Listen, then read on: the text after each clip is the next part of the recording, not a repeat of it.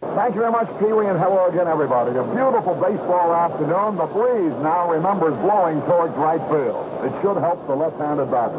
Jim Lonborg, Lonborg, just 24 years old, and this fella's arrived in a hurry.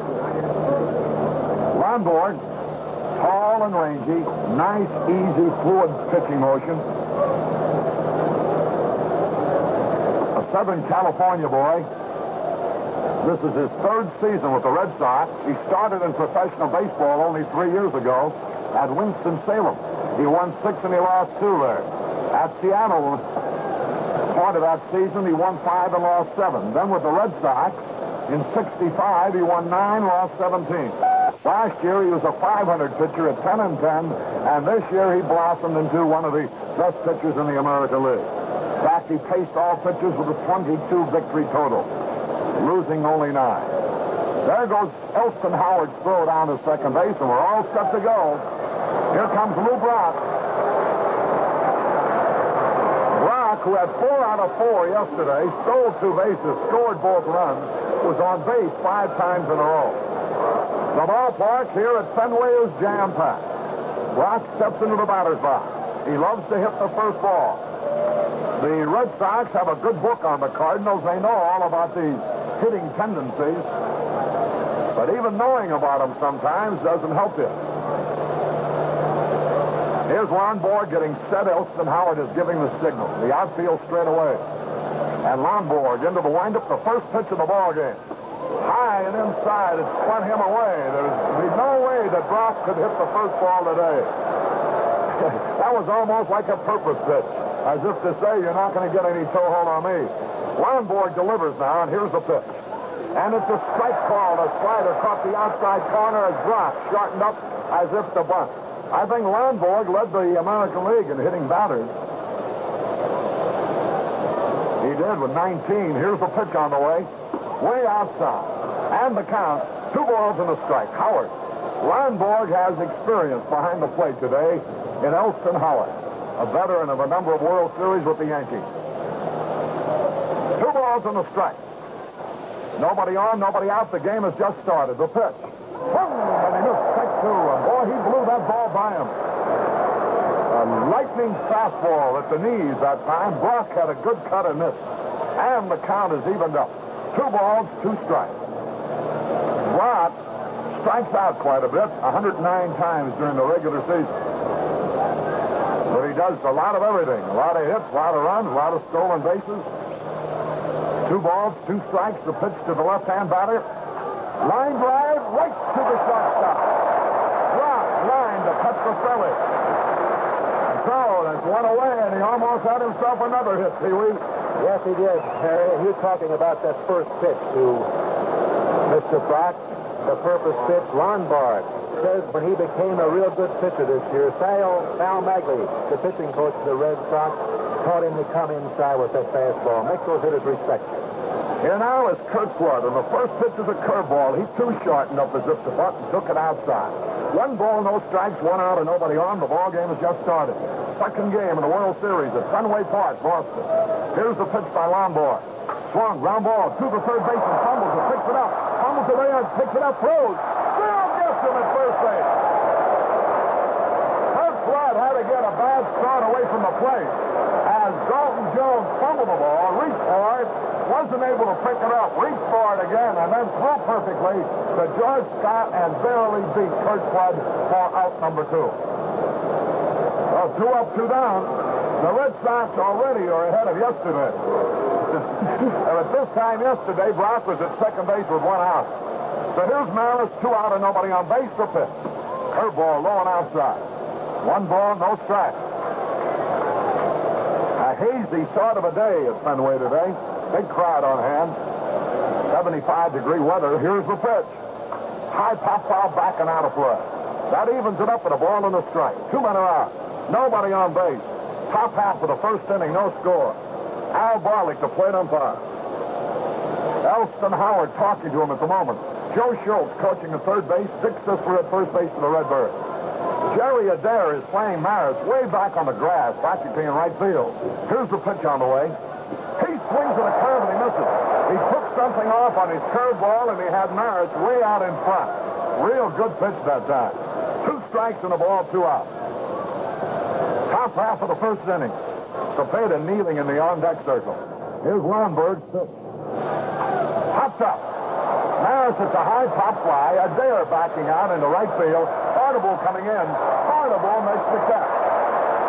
At the last moment, Adair got out of his way. Nothing across for the Cardinals in the top of the first. So at the end of the top half of the first inning, St. Louis nothing, Red Sox nothing. Hi, honey, I'm home. Hi, I'm upstairs. I'll be down in a minute. Okay. Have a good day? Oh, yeah, horrible. Yeah, I like the job again, huh? Yeah. I bought some new super king-size Winston cigarettes today. They're on the table in the hall. In the gold and red pack? That's right. Great taste. It's not how long you make it, it's how you make it long. Took our son to the dentist today. What happened? 20 new cavities. Ouch. Wowee. Well, I can't find the money. Oh, listen, John, maybe they're in the table on the other side of the living room. What's the table doing over there? What'd you do, rearrange the furniture again? No, John, I always keep the table over there. John? Yeah. Cynthia? Mr. Fredericks, are you in the wrong house again? It's good. Good. It's good. Good.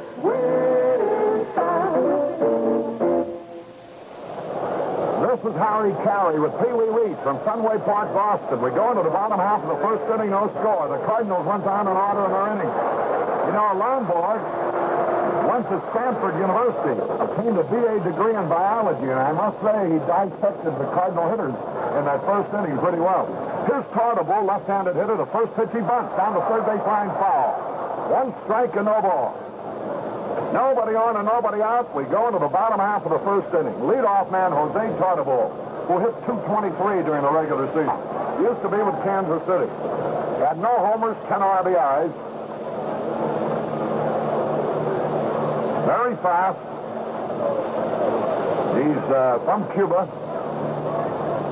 Straddles that plate waiting. Now the pitch. Hughes throws a fastball foul tip. Tartable, 29 years old, 165-pounder. Stands 5'11", a little fellow, looks smaller than that. 2 strikes, no ball. Dick Hughes, without a windup, delivers. Fastball, low and outside. 2 strikes and a ball.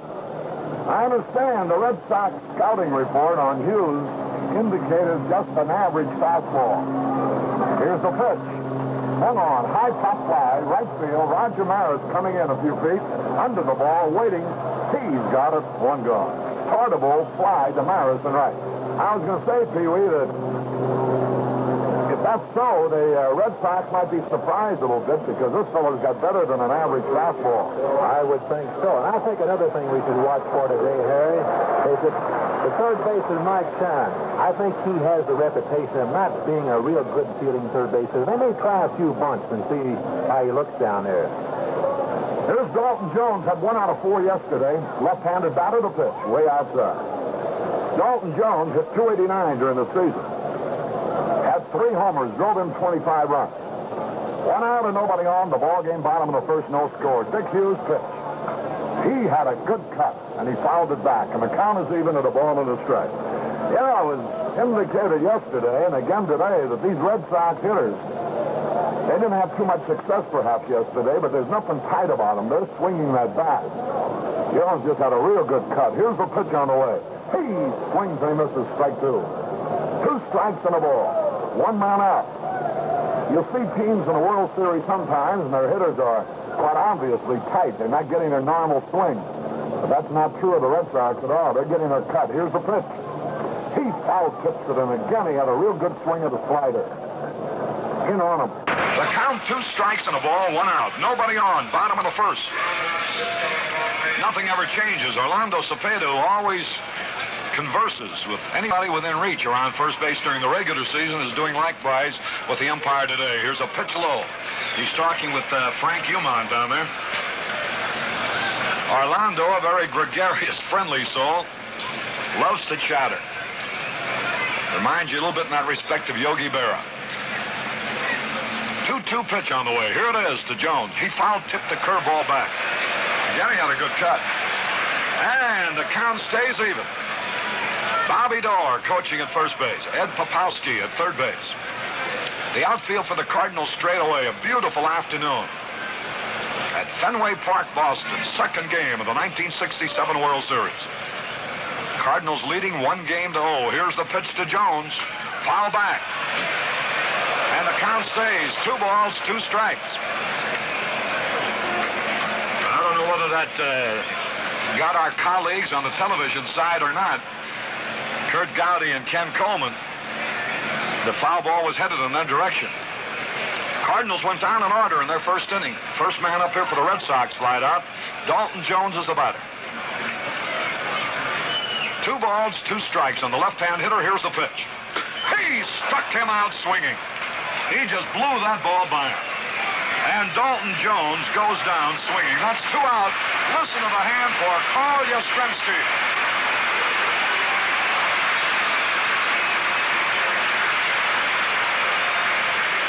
Carl Yastrzemski, who did it all this past season.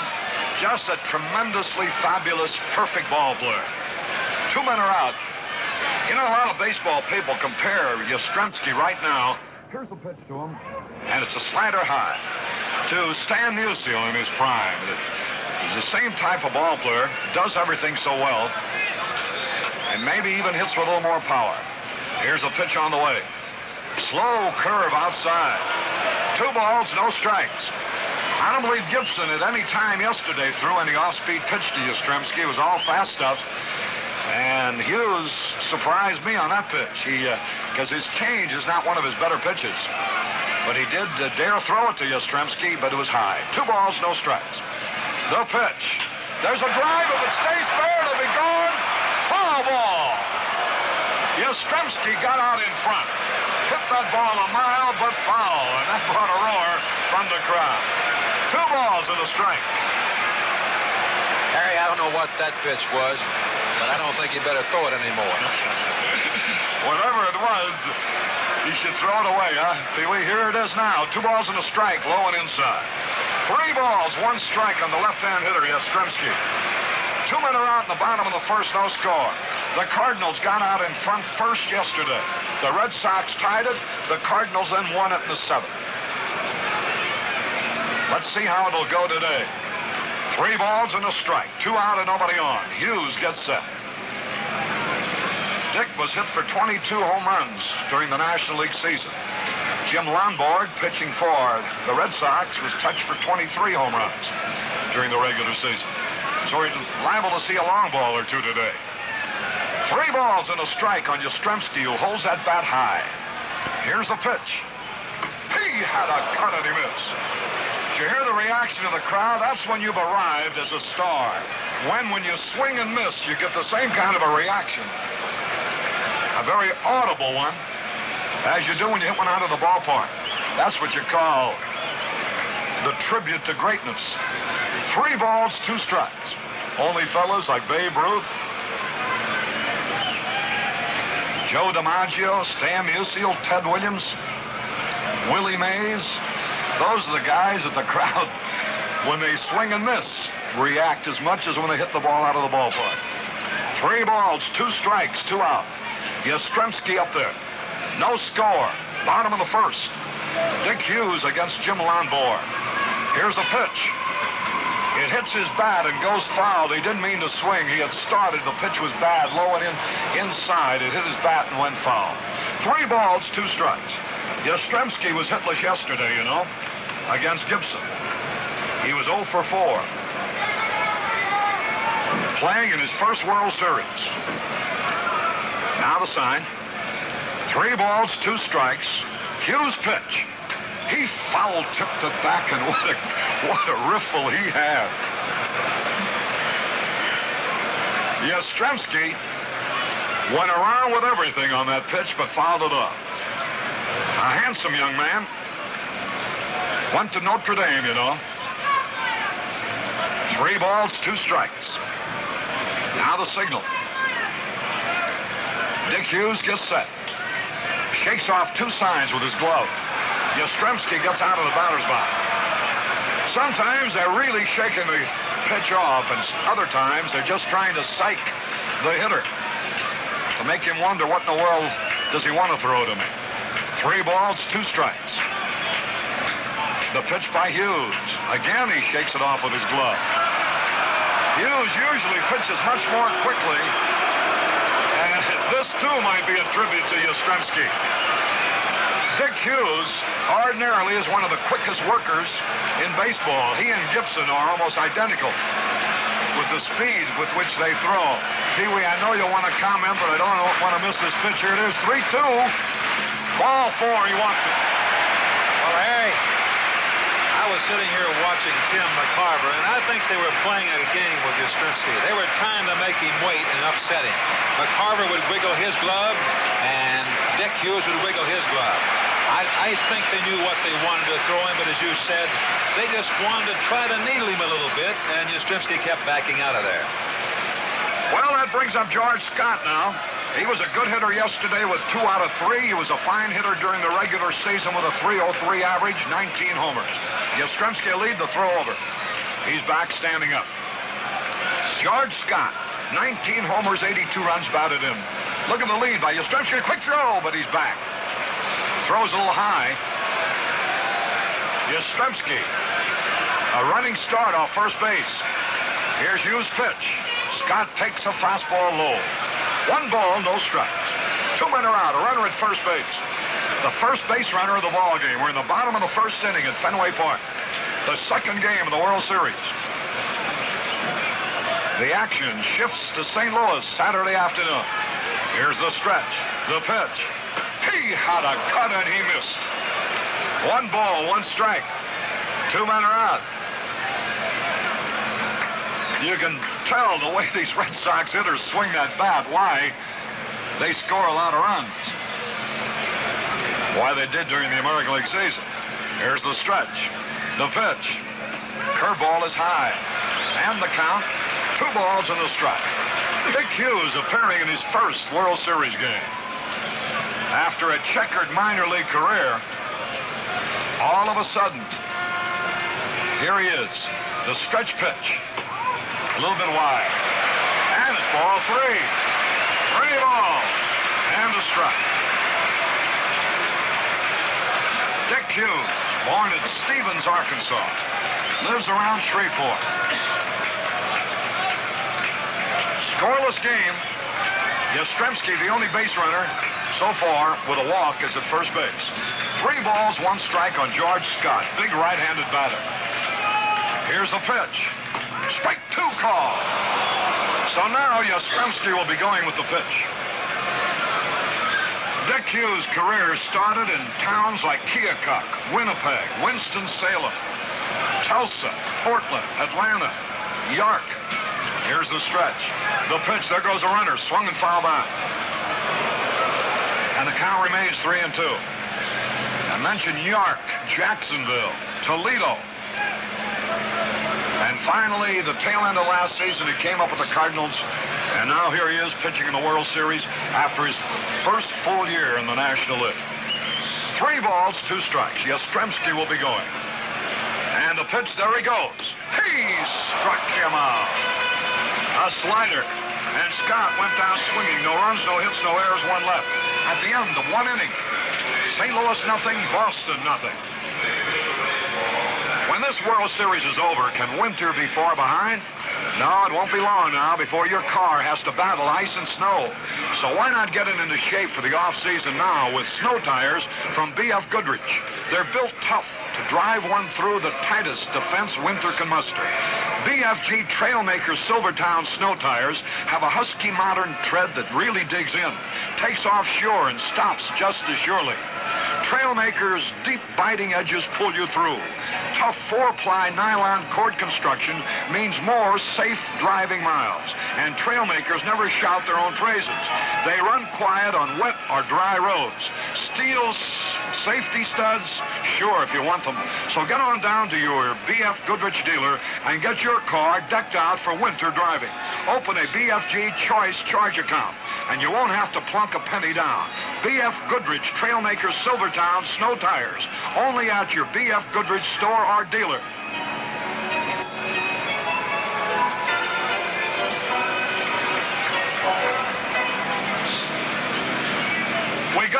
into the top of the second. The Red Sox have had the only base runner. With 2 out, Yastrzemski walked, but George Scott fanned on a 3-2 pitch. So Hughes has struck out 2 in his first inning, as did Bob Gibson 2 in his first inning yesterday. The commissioner of baseball, William D. Eckert, entertaining a war hero here today. Here's Orlando Cepeda. Lonborg's first pitch. Curveball outside and high. Cepeda hitless yesterday. Batted .325 during the regular season. 25 home runs, 111 runs batted in. Led the league in that RBI. They play Cepeda straight away indeed. He hits the ball to all fields with power. Here's the pitch. Swung at a fastball and he missed. Lonborg jammed him. That's where pitchers try to pitch Cepeda. But you better have plenty of mustard on that fastball, high and tight. If it isn't a real good fastball, you'll hit it out of sight. 1 ball, 1 strike. Cepeda leading off. Here's the pitch. There's a high pop fly in the left field. Yastrzemski under the ball, and he's got it. Cepeda hit a high, towering but short fly ball to left field. And Yastrzemski caught it handily. That wind, Pee-wee, might be even stronger than we suspect from the way that ball acted. Well, it's a very tough play. The infielders had to really watch the ball, especially around the stands over here. It really comes back in, and you have to stay right with it all the way. Here's Tim McCarver, the pride of Memphis, Tennessee. 1 out and nobody on. McCarver hitless yesterday with nothing out of 3. Lonborg getting set. Into the windup he goes. The pitch on the way to the left-hand hitter. And he started a swing, held up a curveball low. 1 ball, no strikes. McCarver, who never alibis, but just in discussion, was saying that he had difficulty picking the ball up at the plate yesterday, that somehow he just couldn't quite see the ball. 1 ball, no strike. Here's the pitch. And it's high and outside, ball 2. I like this Lonborg's fluid pitching motion. He's really loose out there, and has an effortless way of handling himself. 2 balls, no strikes. 1 out and nobody on. McCarver the hitter. No score. We're in the top of the second with 1 out. The pitch on the way. Ground ball to the first baseman, Scott. He's got it. The pitcher's going to cover. He is out from Scott to Lonborg. You had an example there of McCarver going down the line, probably one of the fastest running catchers in baseball. It's rare when a catcher can run. McCarver has better than average speed, even though he is a catcher. Here's Mike Shannon. He had 2 hits yesterday. Lonborg has retired the first 5 men that he has faced. And there is no score. There's been only 1 base runner. That was Yastrzemski on a walk. Here's the pitch. Shannon started a swing, held up. Curveball caught the corner. And he looks back to talk to Al Barlick. Al Barlick, the Dean of National League Umpires. Now to wind up the pitch. It's a curve, a dandy. Strike 2, and boy, he snapped one out that time. Lonborg with a good, sharp, overhanded curveball. And he's ahead of Shannon, 2 strikes, no ball. 2 out. Nobody on base. Javier would be next. Lonborg gets set. The pitch on the way. Here it is. Sidearm, swung, bouncing ball to Dalton Jones, but it's foul. Fields it behind the bag on the foul side. There are 2 men out. The Cardinals so far have had no hits and no runs. The Red Sox so far have had no hits and no runs. The Red Sox have had 1 man reach base on a pass. That's the whole story in a nutshell, as it were. On a balmy day at Fenway Park in Boston. There's no way you can have this kind of weather in Boston at this time of the year. All the riders from all over the country. Here's the pitch on the way. Shannon struck him out. Had a cut and missed. Shannon goes down swinging. 1, 2, 3, nothing across. And at the end of an inning and a half, St. Louis nothing, Boston nothing.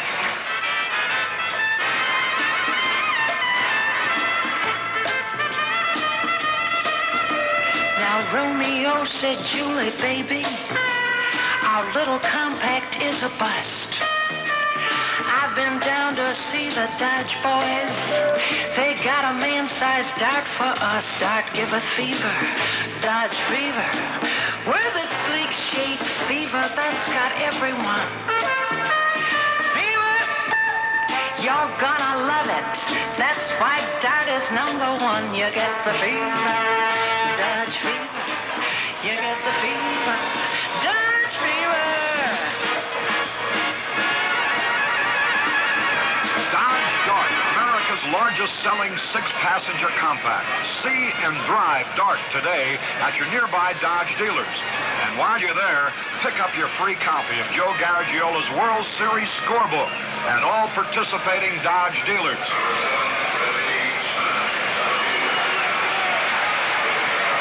We go to the bottom of the second, and Reggie Smith will lead it off. Reggie had 1 out of 3 yesterday, laid out a hit. 84 degrees. Tony Kubek informs me as he takes his jacket off. Here's the pitch to left-hand hitting Reggie Smith, a curveball outside. I started to mention riders from all over who are covering the series naturally expected cool weather in Boston. All have heavy clothes, yours truly included. The pitch swings and he misses. But we have had perfect midsummer type weather at Fenway Park these 2 days. 1 ball, 1 strike. Reggie Smith, who hit .246 during the regular season. Left-handed batter with great speed. Dick Hughes is set. The delivery now. He had a cut and he missed. 2 strikes and a ball. Bob Gibson fanned 10 yesterday for the Cardinals. Dick Hughes looks down. He wears glasses. He has his sign. Now the pitch. Here it is. High pop foul coming back. Here's McCarver. Might have a play. He's under the ball. He takes it. Reggie Smith fouls to McCarver. 1 away. And here comes Adair. Jerry Adair. The second baseman. An Oklahoma boy. A basketball star at Oklahoma State. Under our good friend Hank Iba. Right-handed batter, the pitch. Bouncing ball, Shannon to his right. Foul ball, though. 1 strike and no ball. Adair hit .273 during the regular season with 3 homers and 35 runs batted in. Hitless in 4 trips yesterday. Striking out 2 times. Right-handed hitter. Here's Hughes getting set. The pitch. There's a drive. Deep left field. Brock going back. He leaps. He makes the catch. Lou Brock leaps high against the left field wall. And between Yastrzemski and Brock, you wonder what you have to do to get a base hit in left field. A great play, robbing Adair of extra bases. He cleans up the ballpark after we're through, Harry. 2 men are out, and here's Rico Petrocelli, the shortstop, right-hand hitter, swings, hits a high pop foul back and out of play. 1 strike and no ball. Brock went right to the base of the Green Monster that time, to the left of the scoreboard, leaped high and came down with that ball. 2 men are out. Here's the pitch. Fastball high and inside. I guess he said as he threw the ball back to the infield, Pee-wee. There you are, Yaz. You're not the only guy who can do that. 1 ball, 1 strike. 2 out, nobody on. Petrocelli, the hitter. The delivery. Curveball in there, a beauty at the knees. There's every hitter's all-American weakness. That sharp-breaking curveball on the outside corner at the knees. 2 strikes and a ball. The pitch. Just barely missed that same corner with the same kind of a curveball. And the count evens on Petrocelli. He hit .259 during the regular season with 17 homers. Swirl of dust causes the game to be delayed for a moment. Petrocelli steps back into the batter's box. Neither team has had a hit in this ball game yet. No hits, no runs. The pitch, high fastball, ball 3. That's a 3rd hitter that Hughes has had a full count on. 1 he walked, Yastrzemski. The other one, Scotty struck out, and now let's see what he's going to do with Petrocelli. 2 men are out, nobody on base. Hughes gets set. Shakes off a sign with his glove. Here's the pitch. There's a line drive base hit. Petroselli line to single past Gannon, who dove in vain for that ball. So Petroselli is on with a solid single in the left field, and Tim McCarver goes out to talk to Hughes. As I mentioned, the first hit of the ball game, a line single. Mike Shannon left his feet in a headlong dive, but couldn't reach it. Harry talking about Tony Kubek. Tony Kubek and I were standing back here yesterday after the game was over, no hurry to go anyplace, and we saw something we'd never seen before. The Red Sox came out after everyone had gone and took batting practice. And Rico Petroselli was one of them, and I said, Rico, did you learn anything yesterday? He said, yes, I did, Pee-wee. I think my stance was too much closed. I'll open it up. I think I'll get some hits today. Well, he did. Here's Elston Howard. First pitch, swung on, fly ball, deep center. Under the ball, Flood. He's going to get it near the track. He's got it. And that retires the side. Elston Howard on the first pitch hit a towering fly ball. No runs, one hit, no errors, one left. At the end of 2 innings, the score, St. Louis nothing, Boston nothing. Hi, this is Malcolm Meany. Maybe you don't recognize my name, but you know my face right away. I always play the bad guys in the movies. I had this real heavy beard. I looked mean as anything. Whenever I came on the screen, people always said, hey, what's that guy's name again? Well, his name was Malcolm Meany, because that was me. And right now, I, Malcolm Meany, would like to register a complaint against the Gillette Razor Company. They came out with their super stainless blade, the spoiler, and I've been out of work ever since. You see, that blade has a miracle plastic coating on the edge that reduces the pull when you shave. So I tried the spoiler, and I got to like it so much I would shave all the time, and I became clean-shaven. Well, you can't be a bad guy if you're clean-shaven, and I'm not the type to be a good guy. So I've been out of work for a long time. Of course, my private life is picked up. I'm getting a lot of girls. I never got girls before. But where can you take a girl when you got no money? Well, we're going to the top half of the third inning of this ball game here at Fenway Park. Harry Carey and I'm Pee-wee Reese bringing you the second game of the World Series. No score in this ball game, the top half of the third. Come on in, Harry. All right, here's Juli Javier, who had 2 out of 4 yesterday. Hit .281 during the regular season. Very fast, can hit the ball with power. The windup by Lonborg, and here's the pitch. There's a ground ball to short. Petroselli up. There's the peg. He should get him. He does. He's got a green arm. Petroselli throws out Javier. 1 away, and that'll bring him down Maxwell. And Jim Lonborg continues to pitch perfectly. He has retired 7 in a row. Here's Maxwell, hitless in 2 tries yesterday, walked twice. Hit .227 during the regular season.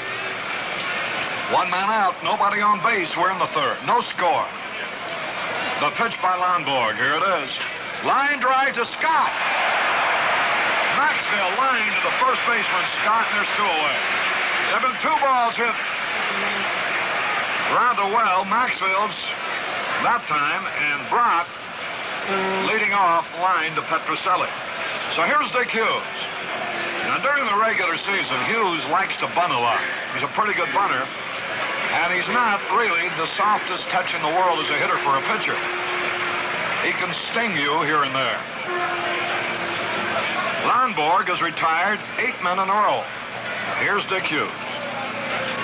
The Boston right-hander has his sign and the pitch. Swings and he fouls it back. 1 strike, no ball. Hughes works very quickly, and so does Lonborg. We had a 2-hour, 22-minute ball game yesterday, and the way this one's rolling along, it might be even quicker today. Here's the pitch. And it's a strike 2 call. Over the inside corner, just below the letters. 2 men are out, nobody on base. The outfield plays Hughes very shallow in right, medium in the other 2 fields. The pitch. He struck him out. Sidearm curve. And it's 1, 2, 3 again. Nothing across. At the end The Cardinals nothing, the Red Sox nothing.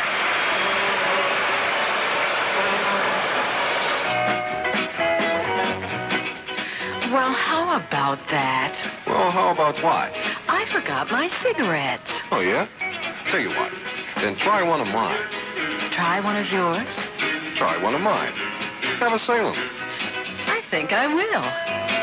Salem is the menthol cigarette that refreshes your taste for you.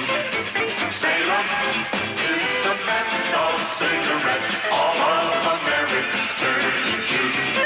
When you buy a menthol cigarette, don't take anything but the best. Salem is the menthol cigarette, the one brand that outsells all the rest. Try one of mine. Turn to Salem for a taste that's springtime fresh.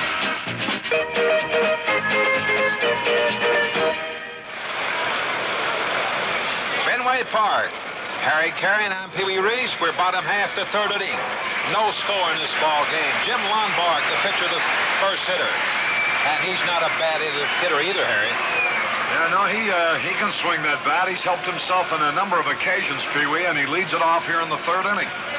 And remember the game that won the pennant for the Red Sox? It was Lombard who started it all with a safe bunt. He swings and he misses the first pitch, strike one. Shannon, the Cardinal third baseman, is playing even with the bag. One strike, no ball, the pitch. A fastball a little bit low. And the count is even at a ball and a strike. The sun has gone hiding behind a cloud at the moment. One ball, one strike. Here's a pitch by Hughes. He swings and misses a fastball. Strike two. Maris is playing medium right field. Flood shades him over towards right. Brock is far across in left center. Now the signal. Two strikes and a ball on the right-handed batter, the pitch. He struck him out swinging. Lombard becomes the third strikeout victim for Dick Hughes. And boys, we got a pitching duel going on here today between two young men appearing in their first World Series game. 24-year-old Jim Lombard, 29-year-old Dick Hughes. Here's Jose Tartabull. Flat out to right his first time up. Good speed, left-handed batter. Shannon plays him shallow, the pitch. It's a curve in there, a strike is called. One strike and no ball. A capacity crowd, of course. You can get it just about 35,000 into this ballpark. And that's about what they have. Now the pitch. And it's a fastball in there, a strike call. Boy, Hughes had a little mustard on that one. Two strikes, no ball. One out, nobody on. Bottom of the third. There's been only one hit in the ball game, a single by Rico Petrocelli, the Red Sox shortstop. Now the pitch. Here it is. Fastball outside. Hughes has been moving the ball around on Tartabull. Jose Tartabull. Tartabull. Now Hughes gets set. Here's the pitch. He struck him out on a change of pace. Tartabull becomes the fourth strikeout victim. And so, here is Dalton Jones coming up. He fanned his first time. There's two out, nobody on. You know, just checking, Pee Wee, Yastrzemski is yet to come to bat with a man on base in this World Series. Each time he was up yesterday, the bases were empty. No, I'll take that back. He came up with a man on in the sixth. Here's a slow curve in there to Dalton Jones for a strike call. Dick Hughes suddenly has gone to off-speed pitches here in the third inning. Two men are out, nobody on base. No score, the pitch. Swung on, high pop foul. Over near the stands. Cepeda coming over. But it's out of play. Behind the commissioner's box. A few rows back. And so the count, 2 strikes and nothing on Dalton Jones. The Red Sox third baseman. Left-handed batter. Good hitter, this fella. Born in Macomb, Mississippi. This is his 4th year in the American League with the Red Sox. Now the sign. Dalton's just 24 years old. Here's the pitch. Fastball, low and outside. Just barely missed that corner. 2 strikes and a ball. Not too much excitement as yet. And the crowd is just sitting back in anticipation, waiting for the explosion from either one side or the other. 2 strikes, 1 ball. Left-hand batter waits the pitch. High pop fly. Right field. Maris coming in near the foul line, under the ball. He's got it to retire the side. Jones flies to Maris. 1, 2, 3 for the Red Sox in the bottom of the 3rd. And at the end of 3, it's still Cardinals nothing, Boston nothing. If you're swinging for a new set of snow tires this winter, don't be struck out by a fast-selling pitch. Make the sure hit at your straight-talking B.F. Goodrich dealer. Ask him about the BFG Trailmaker Silvertown. It's the hardest-hitting snow tire on the road. A tough competitor that digs in deep to keep you going on ice or through heavy snow. It's tough 4-ply nylon cord with a husky tread and the deepest biting edges in the business. Tough inside, tough outside, yet you'll never hear it growl. It rides quiet on wet or dry roads. Trailmaker Silvertown snow tires have stopping power, too. And if the going gets really skittish, you can have your Trailmakers with steel safety studs. There's no money down with a B.F. Goodrich Choice charge account, and installation is free. So make a hit with power-driving B.F. Goodrich Trailmaker Silvertown snow tires. Get them now from your straight-talking B.F. Goodrich dealer. We take 30 seconds for station identification. Your radio has not gone cuckoo. That's merely the sound of Saratoga Vichy and its long-lasting fizz. The story behind that fizz is even stranger than the sound. You see, nature carbonates Saratoga Vichy, giving it a perky little fizz with incredible staying power. It keeps drinks fresh far longer than club soda or any of the imitation Vichys. Saratoga, the authentic Vichy in the yellow label. This is WGY-WGFM Schenectady. To Lou Brock, a ground ball. Adair, a great backhand stop. The goal, they got it. Beautiful play. Jerry Adair moves to his right. Backhanded play. Whirled him through and got Brock at first base. That brought the crowd roaring to its feet. A sparkling play by the Red Sox second baseman, Jerry Adair. And here now is Curt Flood, 1 out. Lonborg hasn't allowed a base runner. The pitch to the right-handed batter.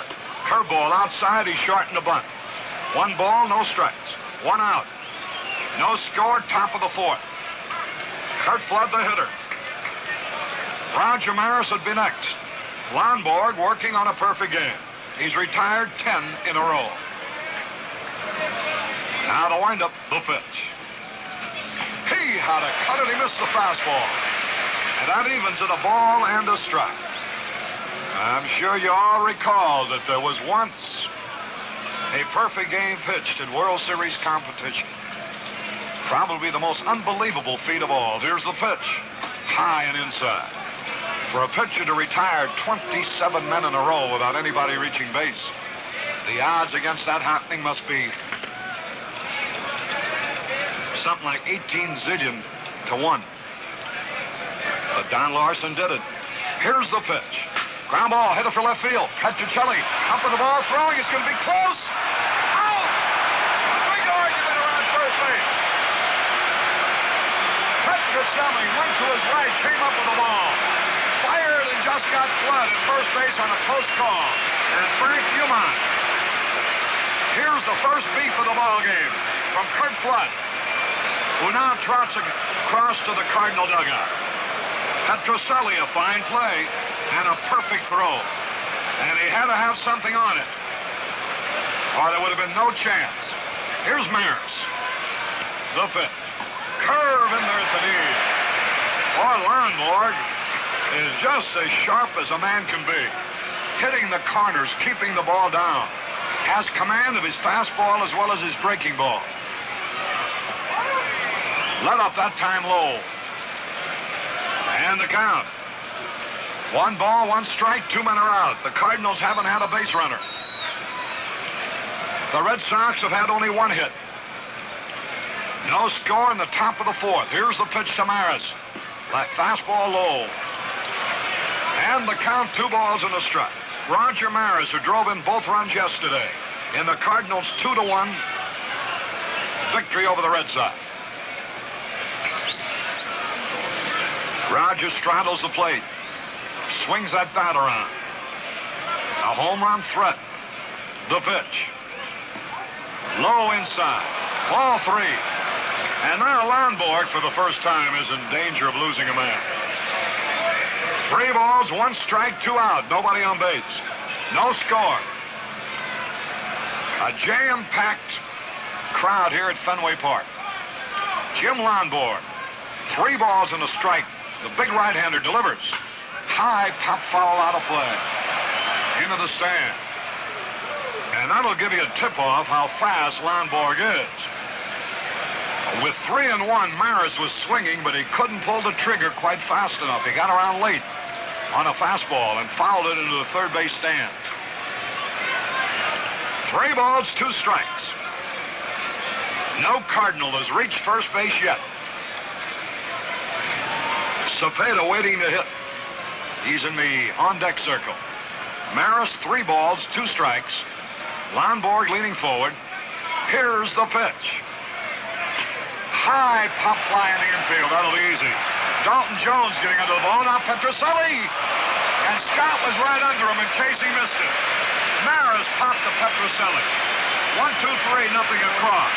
At the end of 3.5 innings, it's still Cardinals nothing, Red Sox nothing.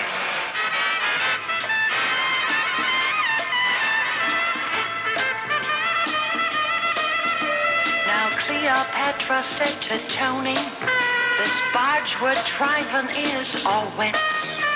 Let's go down and see the Dodge boys and trade it for a core and let you get the fever, Dodge fever. When you see it, fever from the swing and style. Fever, when you drive it, fever every single mile. You get the fever, Dodge fever. You get the fever, Dodge fever. 1968 Cornet, a sporty way to cure Dodge fever. Style lively, moves out, and rides easy, all for a low price. See it at your Dodge dealers today. And don't forget to pick up your free copy of the Joe Garagiola World Series scorebook at participating dealers.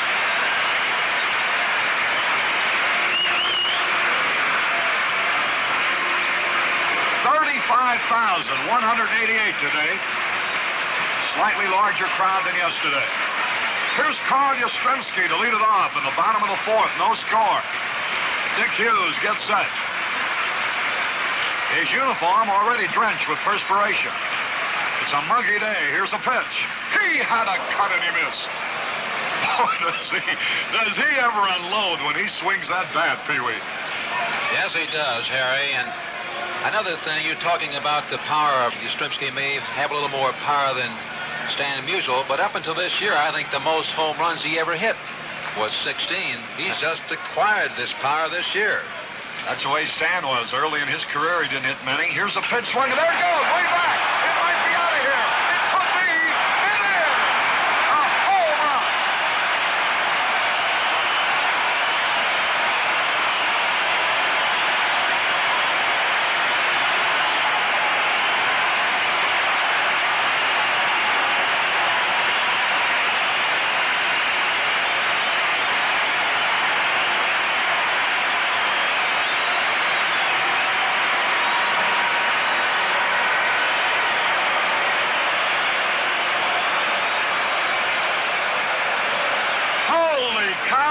Pop that ball out of here. Yastrzemski, a line drive. Here's Scott.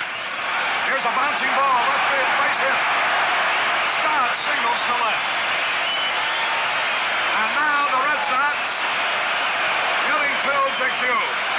As Yastrzemski lined one deep into the right field corner at about the 380 mark.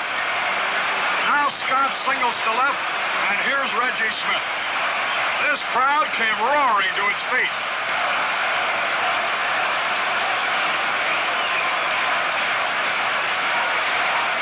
Yastrzemski has put the Red Sox on the scoreboard in the World Series, just as he did so many times during the regular season. Reggie Smith with a runner at first, nobody out. Dick Hughes, the pitch. It's a fastball sinking low. The Cardinal bullpen stirs. Nobody's actually started to throw yet, but they're starting to move around. Hughes, it's a muggy day. Temperature 84 and it's humid, especially down on the field, and his uniform is soaked with perspiration. A pitch to Smith. High fly ball, left field. Brock going back. Near that fence, he's got room, calling for the ball. He takes it. Here's Scott tagging up at first, but Brock throws and almost overthrows everybody. Threw the ball over Javier's head, and Dick Hughes, halfway between first and second, had a leap. Brock with a strong arm, almost overly strong that time. But Scott was only decoying anyway. So Smith will slide out to Brock. Here's Jerry Adair. He was robbed of an extra base hit on a leaping catch by Brock in the second inning. Carl Yastrzemski's home run has given the Red Sox the lead. 1-0. Here's a throw to first, Scott back. Don't be surprised. The Red Sox have the momentum. Jerry Adair can handle the bat. Nick Williams, the manager of the Red Sox, may send George Scott. The stretch, the pitch. A bouncing ball, got a chance to beat it out down the third base line. Hughes is play. Save! An infield hit for Jerry Adair.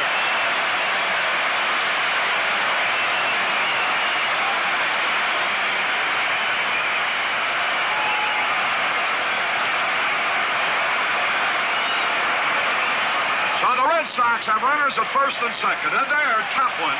Down the third base line, Hughes made quite an effort. Running over towards the line, picking the ball up on the run.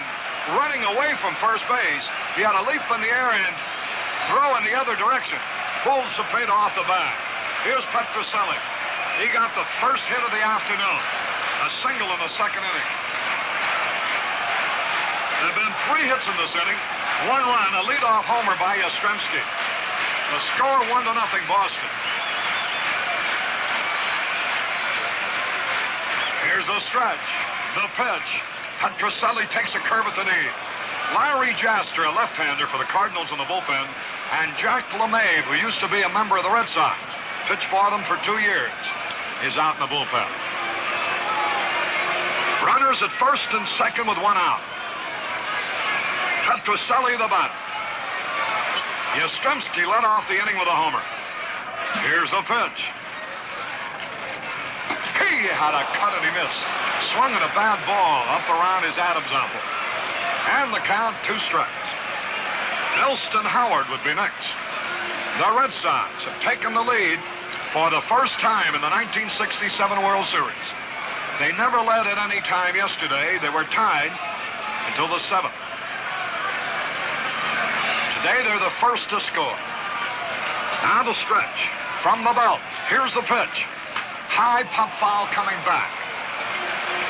No play on the screen. And so it's 2 strikes or nothing on Rico Petroselli. Jerry Adair is at first base. George Scott at second base. There's 1 out. Yastrzemski has already circled the bases with his first homer of this World Series. And what a belt it was. A line drive hit like a shot. 2 strikes, no ball. Now the delivery. Here it is. Low outside. 2 strikes and a ball. Yastrzemski's line drive. He hit that one like Pee Wee hits the golf ball. I'm glad you didn't say baseball. I would have to be truthful, Pee Wee. 2 strikes and a ball. The pitch. There's a high drive foul into the left field corner, out of play. A towering one, too. So it's still 2 strikes and the ball. 35,188 paid this afternoon. 34,796 yesterday. Rico Petroselli with the Red Sox, leading 1-0. Teammates at first and second. 1 out. The count, 2 strikes and a ball on him. Dick Hughes trying to pitch out of trouble. Now the delivery. High pop foul coming back. McCarver off at the mask. No play. Onto the screen. And the count stays the same. 2 strikes and a ball. The action will switch to St. Louis. The 3rd, 4th, and 5th game, if necessary, will be played in St. Louis Saturday, Sunday, and Monday. And then the 6th and 7th games, if necessary, in Boston. Following Wednesday and Thursday. Here's Petrocelli. Runners at first and second, 1 out. The stretch, the pitch. He foul tip, had a good cut. And he's still alive up there. The pitch that Yastrzemski lined into the stands looked like it was a slider or fastball to the inside part of the plate. 2 strikes and a ball. 1-0 in favor of Boston. We're in the 4th. Petrocelli wears a helmet with that ear flap on it. Extra protection. Now the signal. Waiting. Dick Hughes gets set. Here's the pitch. Low outside. That evens it up. 2 balls, 2 strikes. Larry Jaster and Jack LeMahieu are working out in the bullpen for St. Louis. Jim Lombard has pitched perfect baseball for 4 innings. He has retired 12 in a row. Runners at first and second. Right-hand batter waits. The 2-2 pitch off the stretch. Here it is. Foul back, and he had a good cut. Petrocelli's a strong little fella. He's small in size, but when you hit 17 home runs and drive in 66 runs, you know you got some power.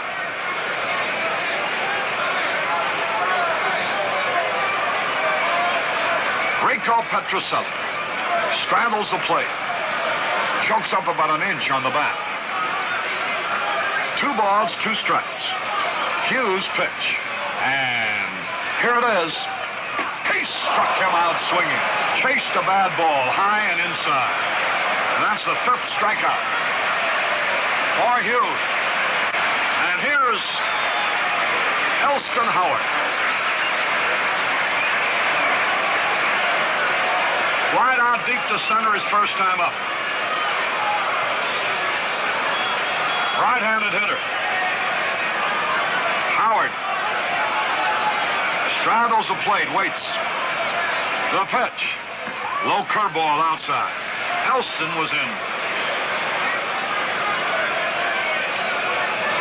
9 World Series with the Yankees.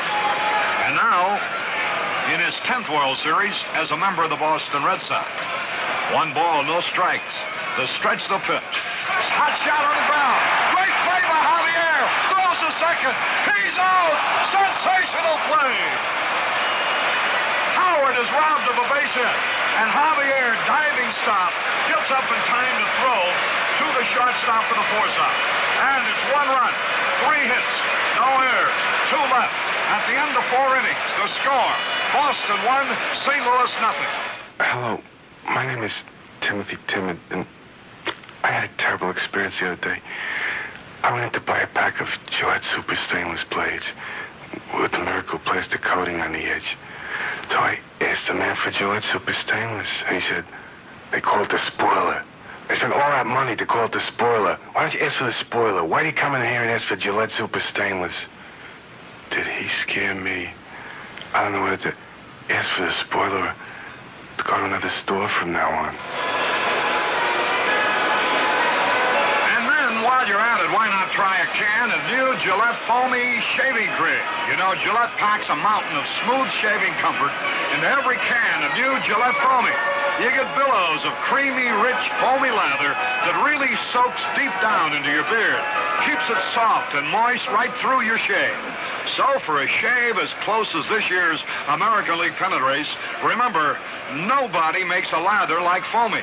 So moist, so rich, so creamy. Nobody makes a lather like Gillette. Well, boys, we had perhaps one of the greatest plays ever pulled off in World Series competition. With runners at first and second, Elston Howard hit what seemed a sure single to center. Javier reached the ball diving on the grass in short center, and while on his knee, threw just in time to Maxfield for the force out, Pee-wee. One of the finest plays I've ever seen, and I didn't think he had a chance to get the ball the only way he did. I just thought he may be able to knock it down, but after he came up with the ball, he still threw the man out. Here's Cepeda leading off for the Cardinals in the top of the fifth. First pitch in there, strike call. The Red Sox have one run, and the way Lonborg is pitching, it could be enough. The Cardinals haven't had a base runner yet. We're in the top of the fifth.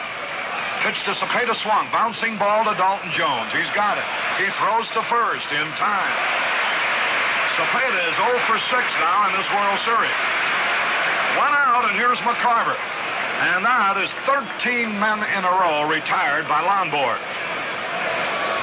McCarver looking for his first hit of the series. One out, we're in the fifth. 1-0 in favor of the Red Sox. A remarkable play by Julian Javier, the Cardinals second baseman, prevented the Red Sox from maybe breaking the game wide open. McCarver waits. Here's the windup and the fifth. Curveball, strike, caught the corner. One strike and no ball. Lonborg is fan 2. He hasn't allowed a man to reach base. And the totals for the Cardinals read like this up on the board. No runs, no hits, no errors. Now the windup, the pitch. A little tap, foul. Strike 2.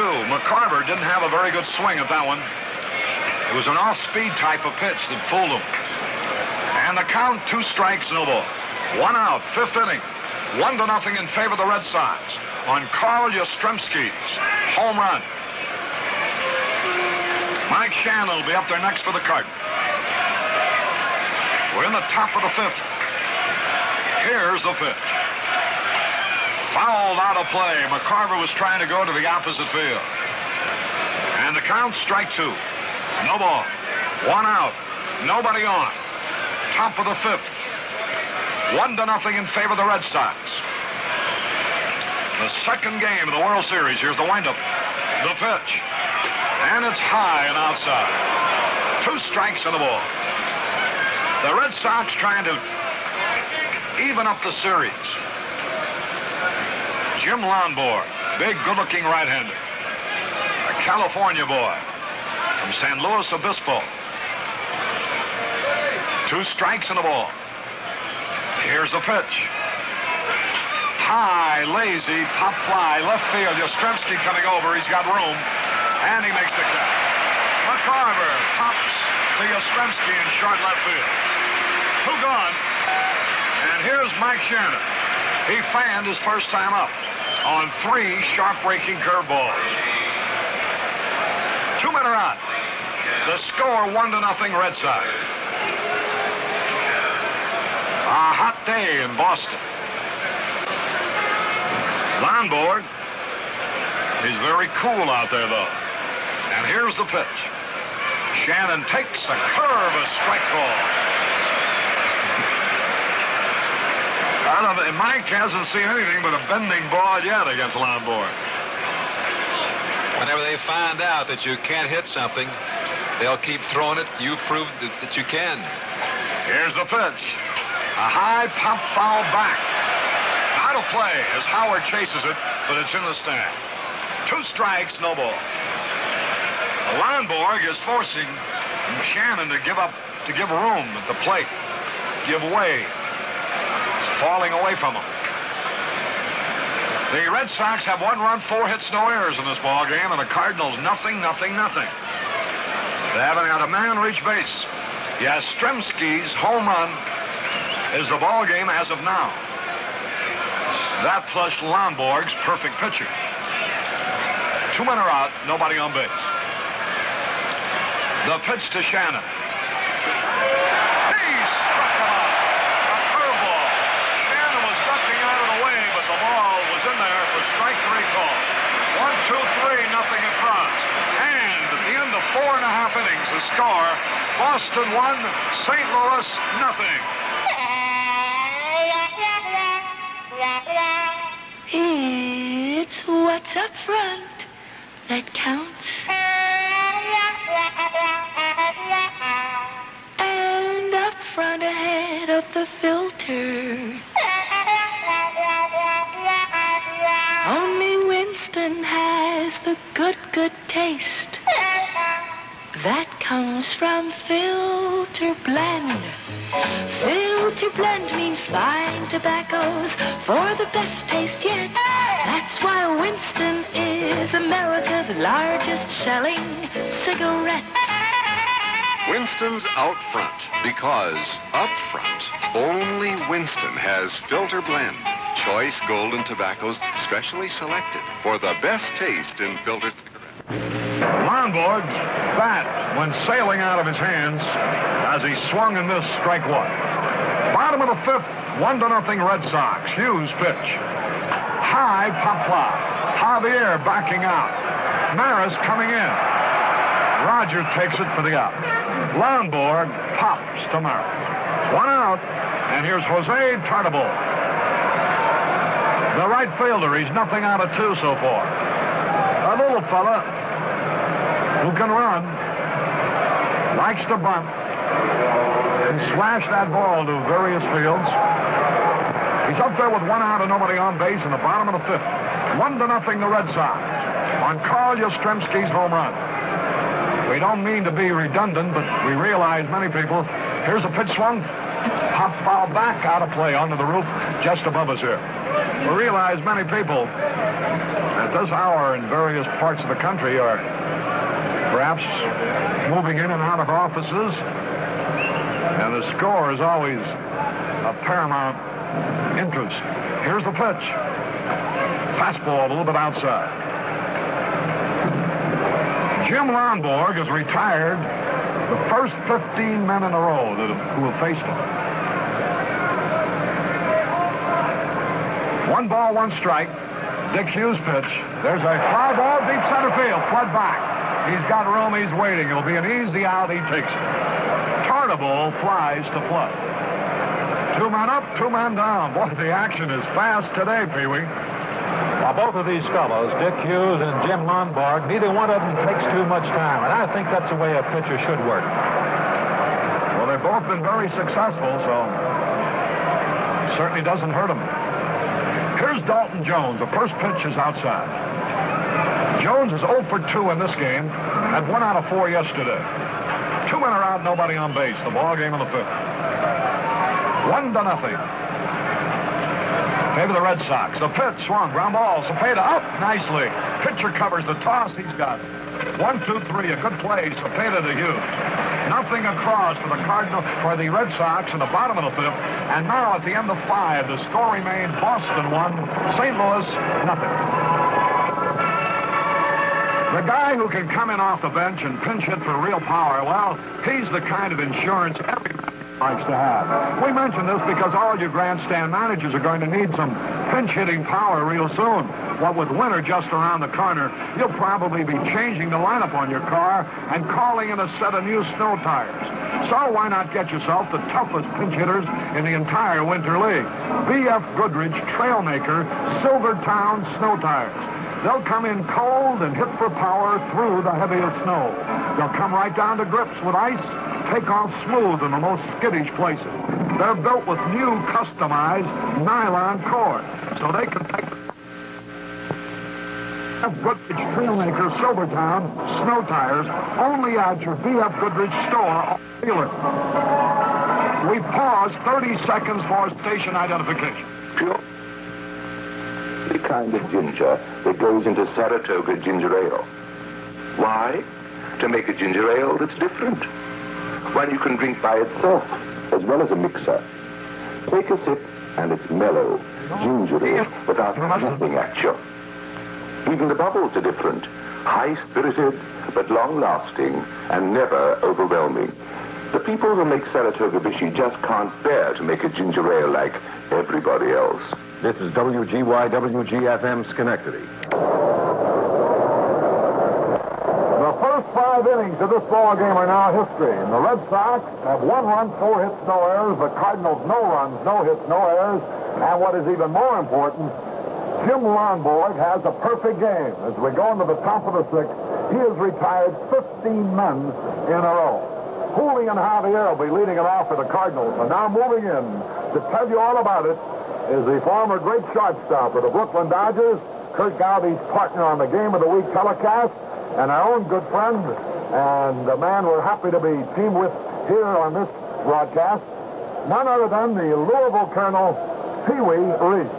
Thank you very much, Harry, and a fine job. Yes, sir, Jim Lonborg, the big, tall right-hander for the Boston Red Sox. He's found a way to stop these Cardinals from running.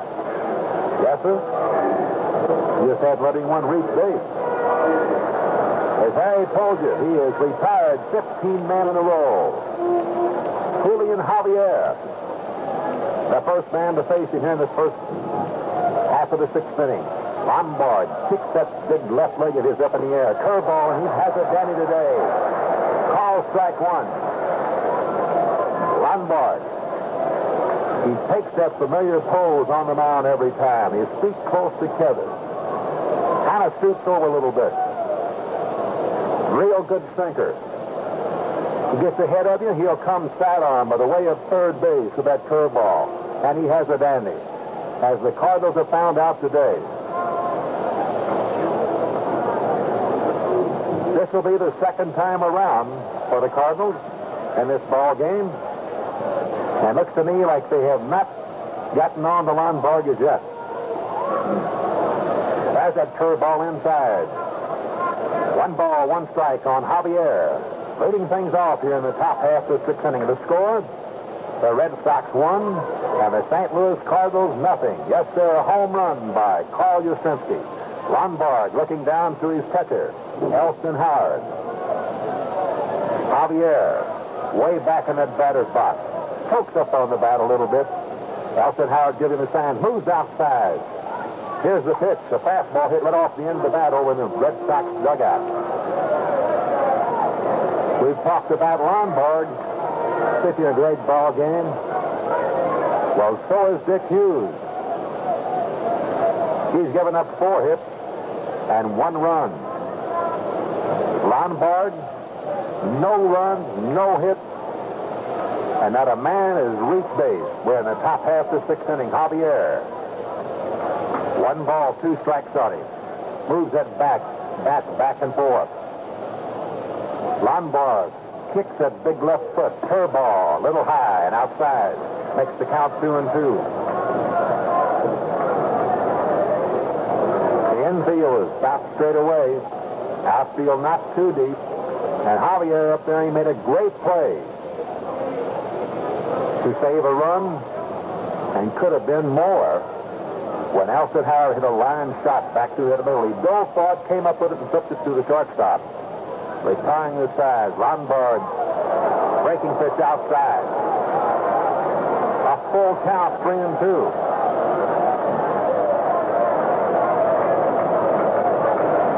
The wind is blowing out to right center. Lombard taking a little time. Pee Wee, I believe this is only about the 2nd and 3rd hitter that he's had a long count on. I was thinking maybe it could have been the first. There's a little lazy fly in the right field. Jose Cardinal should have no trouble with it. He doesn't. Looks like Javier was fooled on that ball. Lombard on the 3-2 pitch, I believe he sidearm curved him. Javier did not have a good cut. That brings up Dal Maxwell, the shortstop. Maxwell wound out to George Scott, his first time up. Lombard quickly. Swing. No contact for Maxwell. Lombard right back up on that rubber. Elston Howard down giving him a sign. Maxwell up close to the plate, chokes up on the bat. Here's the pitch. Curveball in there. Call strike 2. And both of these fellows can pop that catcher's mitt. It's 1 away. 2 strikes on Dal Maxwell. Now Lombard is standing straight up. This side on curveball. Look out. Well, they say that Sal Magley, the pitching coach for the Red Sox, taught this fellow to be a little vicious. And by vicious, I mean not try to really hurt a batter, just to come inside. Keep that hitter honest. If you ever have a chance to see Lombard, he's a big, handsome-looking fellow. As the pitch is high and outside. Ball 2. And he doesn't look mean. Now, when we used to see that Magley pitch for the Giants, he needed a shave and he looked rough. And we get on that mound, he was rough. Lombard does not look rough. You better believe he is. He won 22 games this year. Maxwell hits one back through the middle. Chester Shelby cuts over in front of it. Oh, it's a drive shot.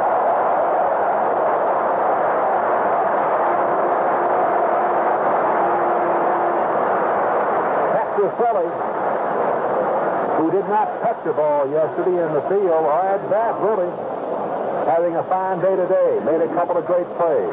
We have seen some good plays. Jerry Adair made a good play at second base. Javier at second base for the Cardinals. Dick Hughes is the hitter, the pitcher. Elson Howard giving him a size. They don't play him too deep. Squares around the butt one down the first baseline. George Scott coming in. He fouls it straight back on the screen. We're in the top half of the 6th inning. There's 2 away. 1-0. The Red Sox over the Cardinals. High and inside to Hughes. Makes the count 1 ball and 1 strike. During the season, Lombard started 39 games. He completed 15 of them.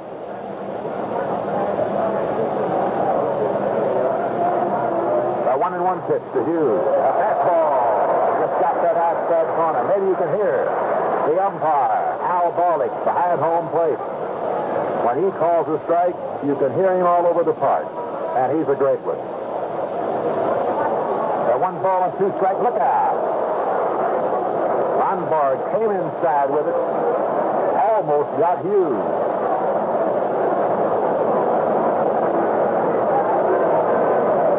As Harry told you, Lombard led the majors in hit batsmen this season with 19.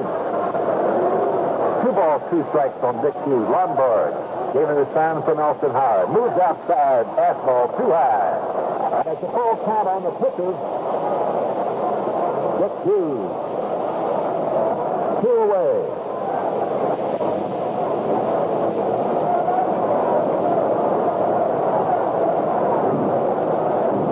It's the Cardinals 10. Boy, a pitcher to walk another one. Let's see what happens here. Here's the pitch. He's got him out. Jim Lombard striking out Dick Hughes, and that's all for the Cardinals. No one's looking. And nowhere. After 5.5 innings of play, the score, Boston Red Sox 1, the St. Louis Cardinals nothing.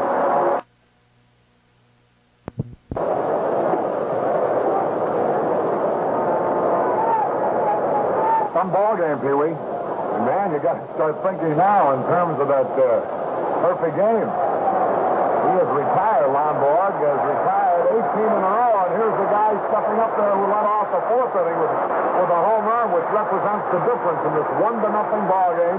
Boston leading, referring to Karl Yastrzemski. Yes, sir. Bob Gibson. Shut out Karl Yastrzemski yesterday. The Red Sox got beat. Today he hit a home run and a line drive in that right field seat. The first pitch to Yastrzemski is inside, ball 1. Dick Hughes, who has done a fine job for the Cardinals, but fails in this game by a score of 1-0 as he ran up against the toughie. There's a slow curveball in there for call strike 1. So after throwing that fastball to him the last time, you may see something a little bit different to him this year. But Harry says Hughes does not have a good changeup. Fastball, little low, 2 balls and 1 strike. As you can see that Hughes is pitching careful to Karl Yastrzemski. Yastrzemski stands back in that batter's box, holds his hands high. pokes up on the bat just a little bit. He has a closed set. Dick Hughes looking down to his catcher, Tim McCarver. Fastball right outside when McCarver was holding that glove. And the count, 2 balls and 2 strikes. There's no one away. We're in the bottom half of the 6th inning. Quite a ball game here today as Jim Lombard for the Red Sox have retired 18 men in a row.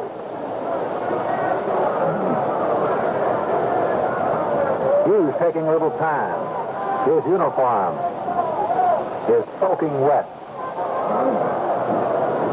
Yastrzemski fouls it back. And the count remains 2-2. They play straight away on Yastrzemski and deep. Yastrzemski used to hit a lot to left field. This year he's decided to pull. And it's paid off. Hit 43 home runs. There's a ball. Fouled off to left. As Hughes trying to sneak that pitch by. The sun has gone in. It's overcast here at Fenway Park. It's kind of muggy. In fact, it's almost hot. 84 degrees. Tim McCarver out to talk to his pitcher, Dick Hughes, with a count of 2-2 on Carl Yastrzemski, leading things off for the Red Sox in the bottom half of the 6th inning. What did McCarver tell him? He could have told him anything. They played a game with him the first time up there. He kept making him wait. McCarver moves outside. There's what it was. Yastrzemski goes to the left. Rock over there underneath it and takes it. Third rock to left fielder. As wind brought that ball back in, kind of tricked him a little bit, but he came up with it. The Cardinals whipped that ball around the infield. George Scott, the big first baseman.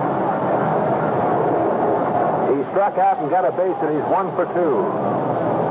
He has one of the 4 hits off Dick Hughes. Scott stands way back in that box. He really takes the ripple. Starts, checks his swing, holds up. Outside, ball 1. They call him Taters, because that's what George Scott calls a home run. Curveball, outside.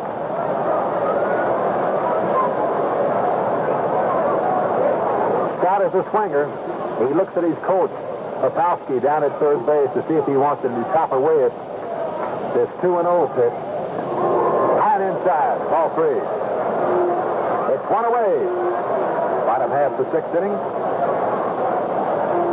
Scott got 2 for 3 yesterday. He had 19 home runs during the season. 82 runs batted in. That's not a bad year. Just got the outside corner. Makes the count 3 balls and 1 strike. Scott checks with Popowski. His coach at third base. Back in the batter's box. Dick Hughes is ready. Scott swinging that bat. Fastball. Was he taking? Looks like he was. It's now a full count, 3-2. And George Scott, the assistant in there, cannot take this one. Scott will be followed by Reggie Smith. Here it is. He held up on it. It was too high. So George Scott gets the second walk given up by Dick Hughes. And that brings up Reggie Smith. Dick Williams likes for his club to run. They have fair speed. George Scott, a big man at first base. Orlando Cepeda hold him on, but he can move. Now then, Reggie Smith wants the umpire, Al Barlick, to take a look at the ball. Al decides to throw it out. So Dick Hughes has a new baseball. It's 1 away. Runner on first base, George Scott. The hitter's Reggie Smith. We're in the bottom half of the 6th inning of the score. The Boston Red Sox won. The St. Louis Cardinals 1-0. Dick Hughes flips the ball over to Cepeda. George Scott may run. Reggie Smith can get a piece of that ball. Fastball outside.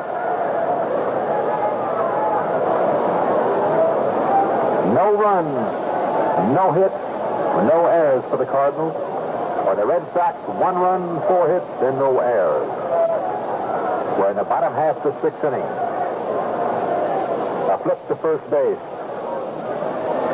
George Scott not taking too big of a lead. I don't think that George Scott will get an open field. It'll be a hit and run if he does go. That pitch is too low. Ball 2. McCarver out to talk to Hughes. Cepeda comes in, says something to Dick Hughes.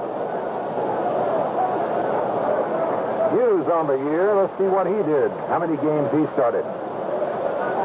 Hughes started 27 during the season. He completed 12. Has good control when he walked 48 men. The 2-0 pitch. Inside, ball 3.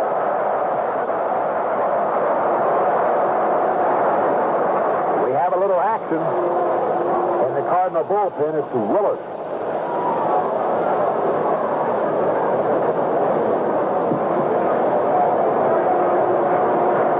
The count on Reggie Smith. I imagine he'll be taking all the way.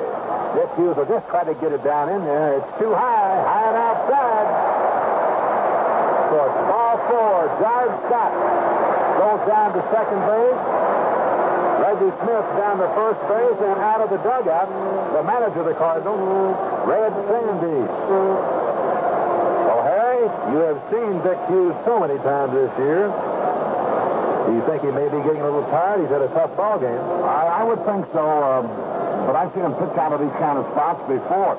What gets me, Pee-wee, is the way his uniform is just so absolutely soaked with perspiration. And it must be a lot warmer down on that field than it is up here. The temperature was 84 degrees going into the game. Red Chaney's walking off the field, so Dick Hughes will stay in there to pitch to Jerry Adair. Well, I think Dick Hughes is doing a little bit more down on that field than we are up here. Quite a bit more, Pee-wee. Runners on first and second. It's 1 away. Jerry Adair is the hitter. And the catcher, Tim McCarver, is pulling to center fielder, trying to get Kurt Flood to come in a little bit. Kurt Flood playing hit away in center field. Jerry Adair in that crouch position of his takes the first pitch outside, and Dick Hughes is getting a little wild here as he watches Judge Scott and Reggie Smith after getting Yastrzemski out.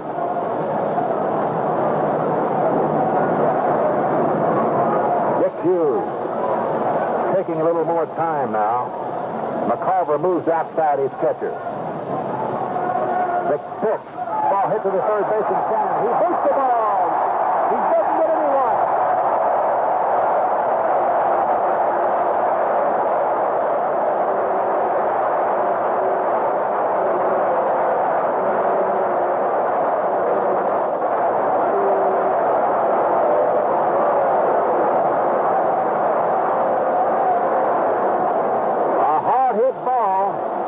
Jerry Adair down to Mike Cannon, which could have been a double play. But Cannon could not find the handle. Everybody's safe. And Mike Cannon will get an error on that hard hit ball to Adair. We have George Scott on his third. Reggie Smith on his second base. Adair on his first. And it looks to me like it's going to be all for Dick Hughes as Red Sandy comes out of that dugout. And Harry told me that Browse is warming up down there. I mean, Willis. Browse is the starting pitcher. What about this Willis? He has a good sinker. He's in his rookie year. Like Hughes, his first year in the major leagues, he did a tremendous job. Appeared in 64 games for the Cardinals. He has a good curveball. Primarily, though, it's his sinking fastball that he depends on. It was a tough play that time on for Hughes. Adair hit the ball sharply, but at Shannon. And after fumbling the ball, he had lost his chance for a double play.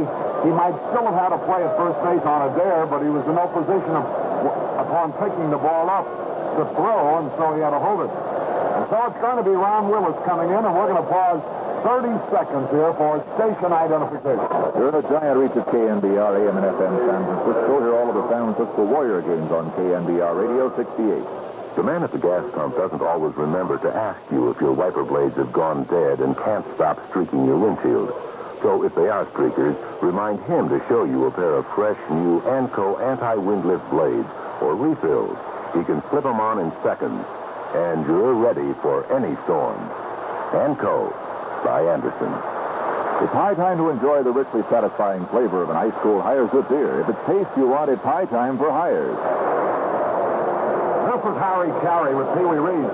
We're in the bottom half of the sixth inning. The Red Sox now have a chance to break this game open. After Yastrzemski flat out to Brock to start the sixth inning, George Scott walked. So did Reggie Smith. That put runners at first and second.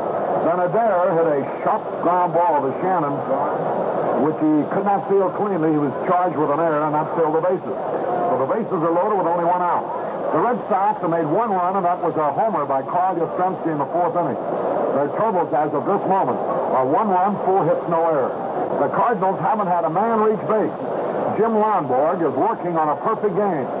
And if Don Larson is listening somewhere, I don't guess anybody can appreciate more Lonborg's situation right now than the one man who knows what it is to have pitched a perfect game in a World Series, Don Larson.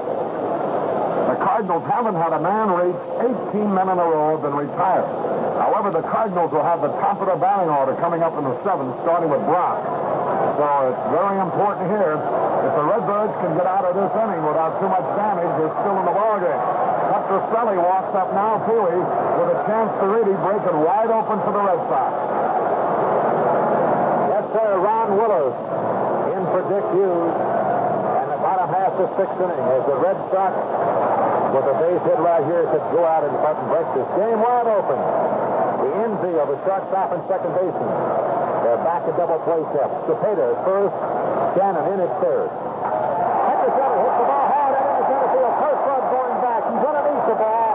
But George Karl will have no trouble tagging up in third and scoring the second run of this ball game. And Reggie Smith tags up at second and goes over to third.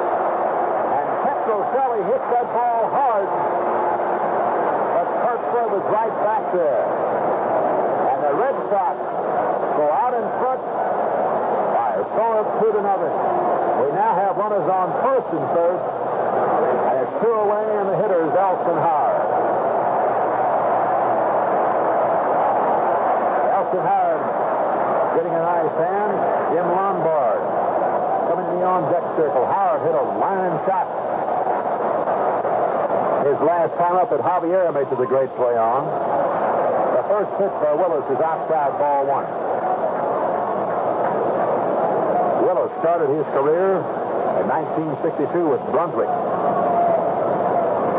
66 is Indianapolis and St. Louis. Here's the pitch. A breaking pitch. Iron outside.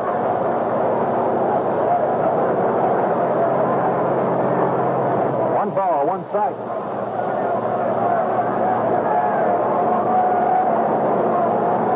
Willis, taking these times, looks to his catcher, Tim McCarver. McCarver moves inside there, Elston Howard. Let's see what. Well, there goes the runner. The throw. McCarver bluffs down to third base, trying to tap Reggie Smith off of there. As Jerry Adair broke from first, going to second, McCarver bluffs the throw to second base and tries to pick Reggie Smith off third, but Reggie Smith did not fall for it. And McCarver threw the ball a little bit low, but Mike Shannon blocked it. Yes, he did. Shannon may have saved the run. He just blocked that throw into the dirt with his chest.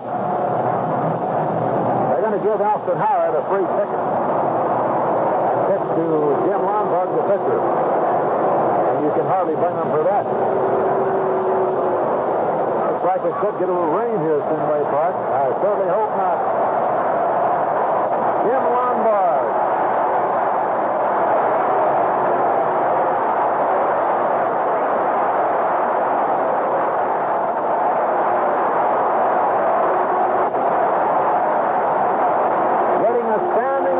From these wonderful fans here at Fenway Park in Boston. It's 2 away. The bases are loaded. Ron Willis. Fastball. Look out. It almost got Jose Tartabull off the right in the on-deck circle as Jim Lundberg did not quite get around on that one. One strike on him. Willis pulls pretty hard. You must be ready. Lundberg has opened his stance up a little bit. Willis looking down to his catcher, McCarver. Here's the pitch. Curveball, McGowan in there. Call strike 2.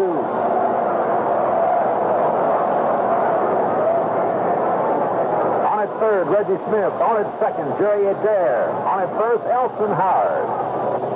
The hitter, Jim Lundberg, the big pitcher who's done such a terrific job here today. He has retired 18 men in a row. He lost his bat, and that's all for Lundberg, and that's all for the Red Sox here in the bottom half of the 6th inning. 1 run. No hits, 1 error, and 3 men left on base. So the score after 6 complete innings, the Boston Red Sox 2 and the St. Louis Cardinals nothing. Once again, we're happy to present the... This is Harry Carey with Pee Wee Reese at Fenway Park. They've turned the lights on. The skies have darkened considerably, and the lights have been turned on now. The Cardinals going into the top of the 7th have the up to put a man on base. Lou Brock will be leading it off, so the Cardinals will have Brock, Flood, and Maris trying to break Jim Lundberg's streak, which now is 18 consecutive batters retired. We're getting a few drops of rain, and more than just a few drops. And some of the fans now scurry for shelter. The totals at this moment, 2 runs, 4 hits, no errors for the Red Sox. No runs, no hits, 1 error for the St. Louis Cardinals. So the rain has started here in Boston, and this balmy summer weather, perhaps, is going to come to an end. Lou Brock leads it off, and here to tell you about it is Pee Wee Reese. Thank you, Harry. Lou Brock leading things off in the top half of 7th inning. Lundberg has pitched a great game for the Red Sox. They've leading this ball game by a score of 2-0. He's looking down at Elson Howard. Elson Howard holds that target right in the middle. Ball hit hard. Jerry Adair up with one hand. Tips the ball over the side side. As the Red Sox hit that ball around the infield, Elson Howard out to talk to his pitcher, Jim Lundberg. And I'm sure that Jim Lundberg knows what's happening in this game. I was in that game with Don Larson when he beat the Brooklyn Dodgers and didn't allow any of us to reach base. It's a little embarrassing, eh? Kurt Flood. Jim Lundberg looks down, the big kick, and a sinker in there for call strike 1. I imagine you will hear the fans here at Fenway Park cheer with every pitch now as we're in the top half of the 7th inning. And Jim Lundberg has the perfect game so far. Little high. 1 ball, 1 strike. Kurt Flood had quite a year for the Cardinals, hitting .335, a tough man to strike out. The pitch is outside. 2 balls and 1 strike. Lundberg keeps looking at his thumb, Harry, like he may have a blister. It's something to watch closely, Pee Wee. After each pitch, I noticed him doing that last Sunday, he checks his thumb. But I'll say one thing for him, he doesn't seem to be losing anything off of that fastball or his curveball. Kurt Flood had a real good ripple shot when fouled it back, and the count is 2-2. Lundberg with those feet close together. Elson Howard giving the sign. Kurt Flood holding that bat high. He's not too big. He's got good speed. Lundberg, fat-arm curveball, just missed. It's a full count, 3-2. Steve Carlson, the young left-hander of the Cardinals, is now working in the bullpen. A full count on Kurt Flood as Jim Lundberg gets the new ball. The outfield, the infield, playing straight away. Lundberg goes to his mouth, wipes his hand off, or wipes his fingers off on every pitch. He's looking down for the sign. He has it, the kick, the throw, and he fouled it back. And Kurt Flood is still alive. I believe now, Pee Wee, this is only the 4th man that he's come down to a full count on. I would say he's pitched quite a ball game. Nick Hughes started for the Cardinals. Gave up to Ron Willis. Has a little lazy fire. No one will catch that one. Down the right field line. George Scott, the first baseman going over, cannot catch up with it. Way back up in the stand. And the count remains 3-2. Flood, of course, has not had a hit today. Has no one else on the St. Louis Cardinals. He grounded out to the third baseman. Grounded out to the shortstop, which is a real close play on both of them. The pitch, the kick by Lombard is thrown outside. And that's the first man to reach base against Jim Lombard as Kurt Flood gets the base on ball. Well, we will not have a perfect game, Harry. He still hasn't given up a hit, though, Pee-wee. Roger Maris. He popped to right. He popped to the shortstop. He's 0 for 2. Kurt Flood, who has good speed. It's one away. The Red Sox are out in front 2-0. Lombard makes a flip over to George Scott. The whole Kurt Flood close. Lombard working with 3 days rest. He looks down at his catcher. Roger Maris hits one out in the left field. Yosefsky going back. He has it. Hits the ball back to shortstop Petroselli, and Petroselli is there. Elson Howard out to talk to his pitcher. Jim Lombard. The hitter, Orlando Cepeda.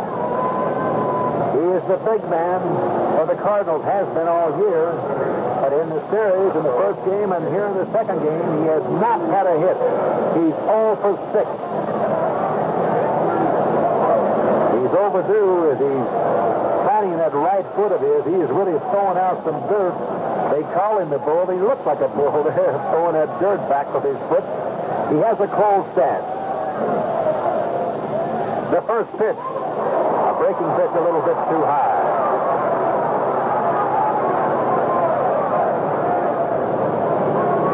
One ball on him. Jim Lombard taking a little time. Kurt Flood on at first base, who likes to run. But the Cardinals trail by a score of 2-0. I doubt if they will send Kurt Flood. Lombard looking down to Elson Howard. Here is the pitch. Curveball too high. They want to give this big fella a chance to tie this ball game up. Cepeda checking with his coach, Joe Schultz, out at third base.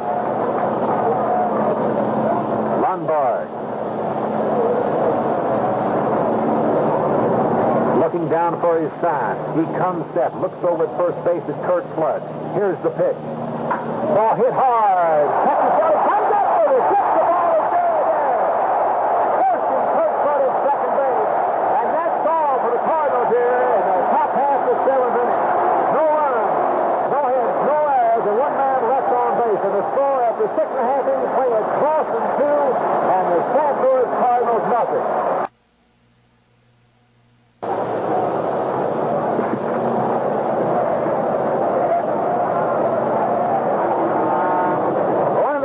The 7th inning, and the little shortstop Rico Petroselli just made quite a play. It was a tough chance, in-betweener, a short hop. And Rico said, look at here what I have. He flipped the ball to Jerry Adair, and Jim Lombard almost lost his no-hitter. But he still has it going. He can't pitch his perfect game anymore as he walked Kurt Flood. But I'm sure the most thing he wants right now is to win this game. Jose Tardabal leading things off for the Red Sox. The first pitch is low by Ron Willis. Ron Willis on the year has an earned run average of 2.67. That's pretty good. A foul off the left by Tardabal. 1 ball and 1 strike. He started 65 games. Record, 1-6 and lost 5. Willis looking down to his catcher, Tim McCarver. The target down low by McCarver. Tardabal looks like he wants to bunt it. Lets the ball go. It's too low. 2 balls and 1 strike. Cardinals, who has good speed, likes the bunt. Mike Shannon in at third base. A couple of steps. Cepeda in at first base. Ron Willis looking down to McCarver. Here's the pitch, the kick. Outside. Ball 3. The Boston Red Sox have 2 runs on 4 hits. They scored a run in the 4th. They scored a run in the 6th. Yastrzemski hit a home run in the bottom half of the 4th inning. Carnival with a count of 3-1 on. They would like to get him on here right now. He's on there. Too high, ball 4.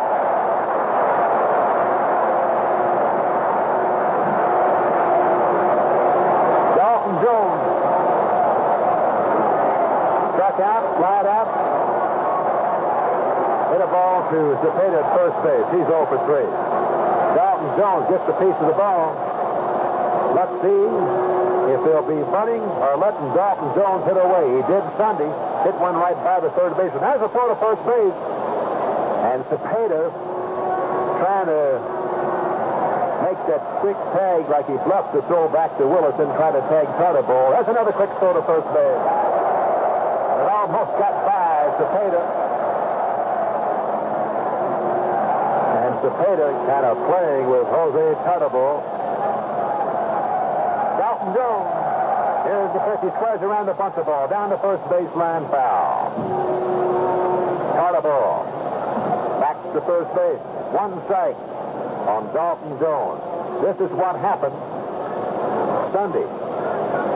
Dalton Jones tried to bunt the first pitch. He butted it foul. On the next pitch, Dick Williams, the manager of the Red Sox, let him hit away. Let's see if it happens today.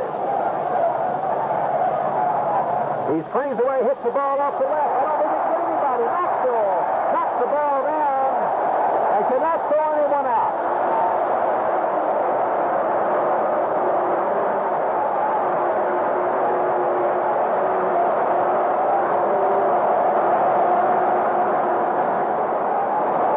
On the play, Cardinals goes down to second base, and on at first base, Dalton Jones. After trying to bunt, Dick Williams gave Dalton Jones a hit sign. Jones went to left with it, knocked below and knocked the ball down, but they had no play anywhere. And Billy Moffitt, the pitching coach for the Cardinals, out to talk to Ron Willis. And we're going to have a new pitcher. Who is it, Harry? It'll be Joe Harner, the left-hander, who's done a great job all season long for the Cardinals in these kind of situations. A sinker baller. He wheels from the side, tough on the left-handed batter. For that matter, he's done very effectively against right-handers, too.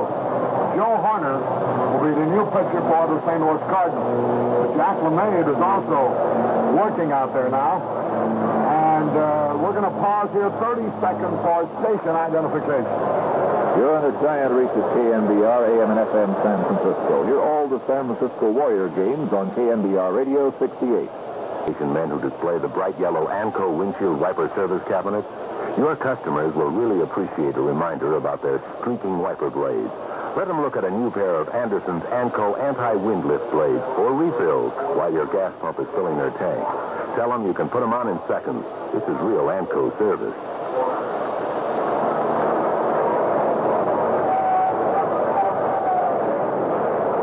Carry at Fenway Park. We're in the bottom of the 7th. The Red Sox have Carnival at second base. Dalton Jones at first base. There's nobody out. And Carl Yastrzemski, who hit a homer in the 4th inning, to put the Red Sox on the scoreboard first. Yastrzemski will be the hitter. The Red Sox out in front 2-0 with 2 men on, nobody out, the best hitter up there. A chance really to break this game wide open. On the other hand, the Cardinals. Three-hitting ball club with good batters up and down the batting order have run into a no-hitter so far for 7 innings at the hands of young Jim Lonborg. Joe Harner, who won 4, lost 4 during the season with an earned run average of 2.59, is just about finished with his cactus tosses. So, Pee-wee, let's see what's going to happen. Okay, Harry. Carl Yastrzemski will be the first hitter to face Joe Harner. Runners on first and second.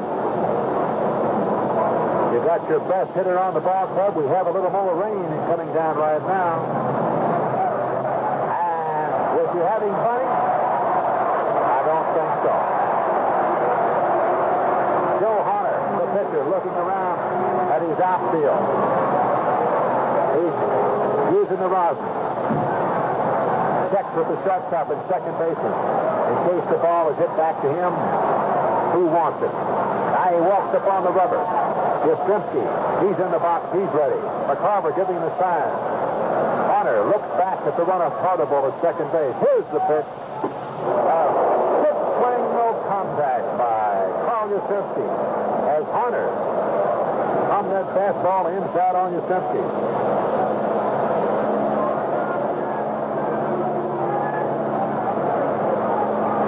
0-1's the count on Yastrzemski. No runs, no hits, 1 error for the Cardinals. 2 runs, 5 hits, no errors for the Boston Red Sox. We're in the bottom half of the 7th inning. No one out. Runners on first and second. Fastball outside. Makes the count 1 ball and 1 strike.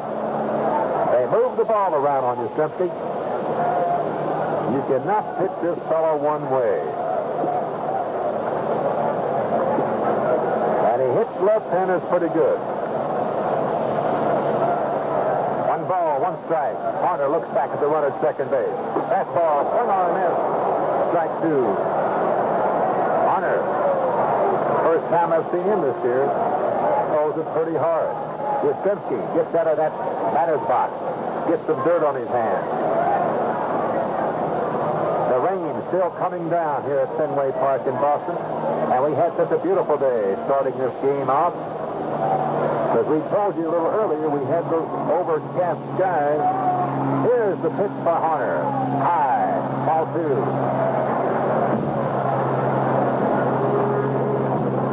2 balls, 2 strikes on Carl Yastrzemski. Carnival down at second base. At first base, Dalton Jones. Joe Hunter looking down to his catcher, Tim McCarver. McCarver giving the sign. Yastrzemski waving that bat high in the air. Here's the pitch. Hit hard after right field. That ball is gone.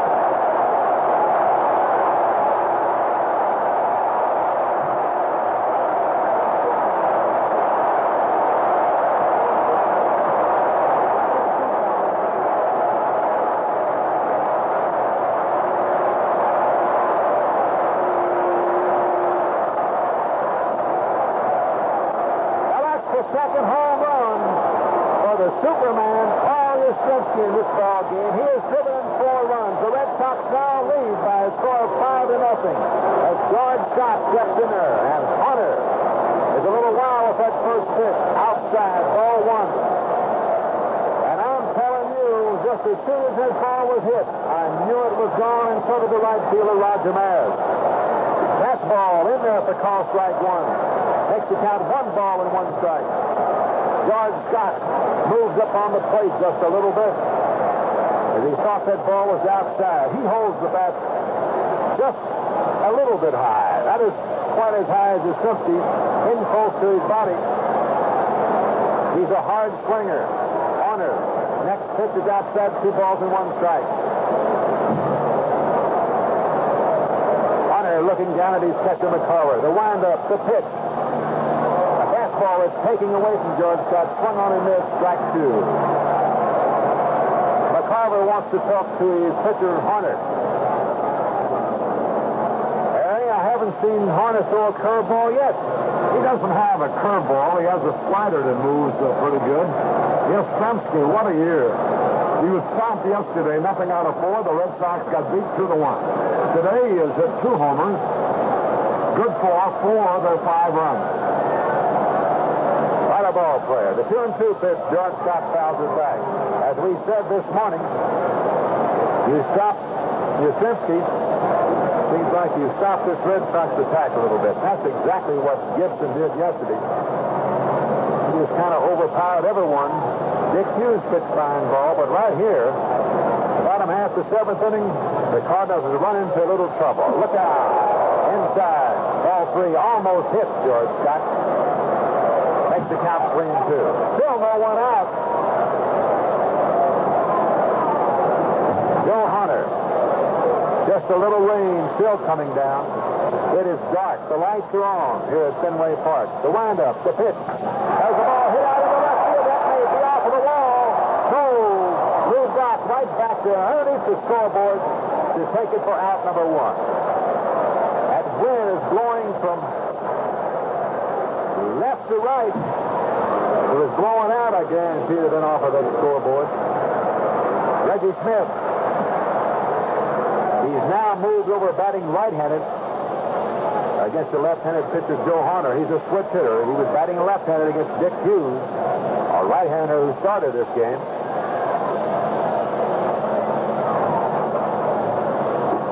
Smith 0 for 2. He has a ripple on that one, strike one. One away. Joe Hunter. Looking down on McCarver. Here's the kick. Fastball. Tries to check his swing. Fouls it off the right. Down the first base side. Back in the stand. Strike two. Reggie Smith has an open stance right-handed, a closed stance left-handed. Joe Hunter looking at the ball, standing on the mound. Now he's on the rubber. He looks at McCarver, giving the sign. McCarver outside. As were the pitch a little bit too much outside, makes the count 1 ball and 2 strikes.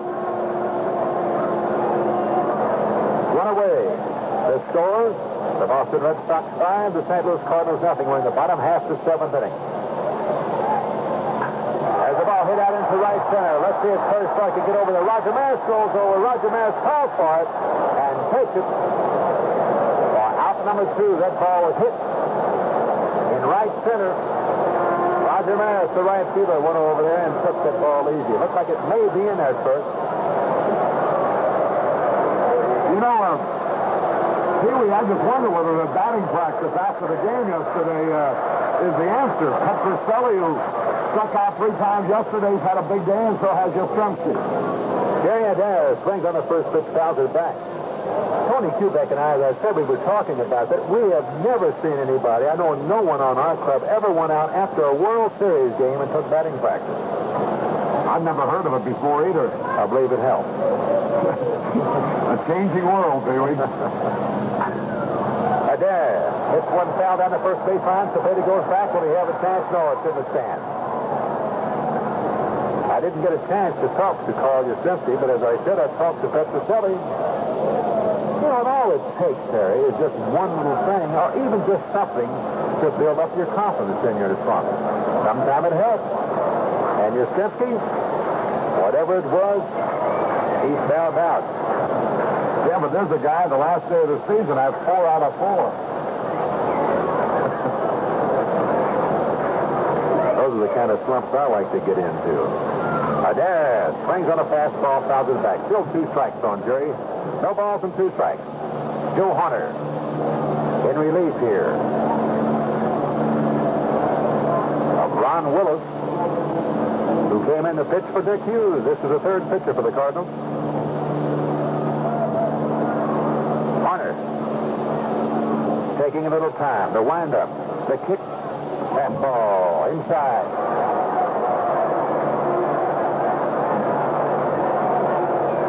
Joe Hunter fell down when he released that one. 1 ball, 2 strikes on Jerry Adair. He's up close to the plate. He strides right into the ball. There's the ball hit hard out into center field. Kirkwood coming in. He can't get it. Takes it on 1 hop. Back into the infield comes the ball, and making the turn back into first base is Jerry Adair. Talking about Petroselli and his batting practice yesterday. What has he done today? Had a base at his first time up. He struck out in the 4th inning. Hit a sacrifice fly. In the 6th inning to score a run, of course. So he's 1 for 2. The first pitch, a breaking pitch low in the dirt. McCarver makes a nice pickup. One ball on Rico Petrocelli. It's 2 away. Jerry Adair on his first base. They play Petrocelli straight away. He has good power. If he gets that in front of that ball, he can carry it a long way. Swing and a foul tip. Right in back of you. Al Barty cannot pick it up. There it is. Tim McCarver picked it up. Throws the ball back to Joe Hunter. And it's 1 ball and 1 strike. Dan Wilsinski's warming up for the Red Sox out in their bullpen.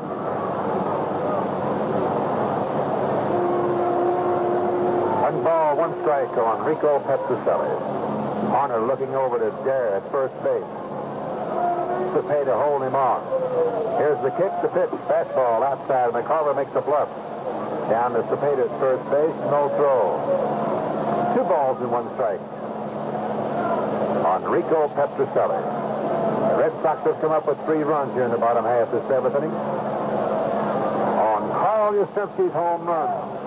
Inside, ball 3. And that was his 2nd home run, Yastrzemski, of the day. He's batted in 4 of the 5 runs. Elston Howard in the on-deck circle. Hunter looks over to Dare. Here's the kick, fastball, going outside. Foul 4. So Petrocelli goes to first base, moving down to second. Jerry Adair moving out of that dugout is Billy Muffet. The pitching coach for the Cardinals. Now he comes back in. He wants to talk to Red Sandys. Red Sandys says something to him. And Billy Muffet gives the sign to Augie Donatelli, the umpire down at second base, and we want a new pitcher. He's got Jack LeMahieu, a right-hander, and Al Jackson, a left-hander out there. As the Red Sox now built up a 5-0 lead, you can't help but look ahead to the next 2 innings for the Cardinals because Jim Lonborg is working on a no-hitter. Only once before in the history of baseball was a no-hitter pitch in the World Series, and that was Don Larson's perfect game for the Yankees against the Dodgers in 1956. Sal Magley, by the way, who's Lonborg's pitching coach with the Red Sox, was the loser in that game that Larson pitched the perfect game in. 1-hitters have been pitched by Rulbach with the Cubs in 1906, Claude Passoff with the Cubs in 1945, and you all remember Floyd Bevins with a no-hitter going to the bottom of the ninth with 2 out, and he was beaten. We'll pause here 30 seconds for station identification. You're in the giant reach of KNBR, AM and FM San Francisco. Hear all of the San Francisco Warrior games on KNBR Radio 68. Don't blame your gas station serviceman who forgot to ask you, do your wipers streak your windshield? Chances are you too forgot and didn't ask him. Don't wait until your dead blades in the next storm cloud your vision. Get new ANCO anti-windlift blades or refills. Get them the next time you buy gas.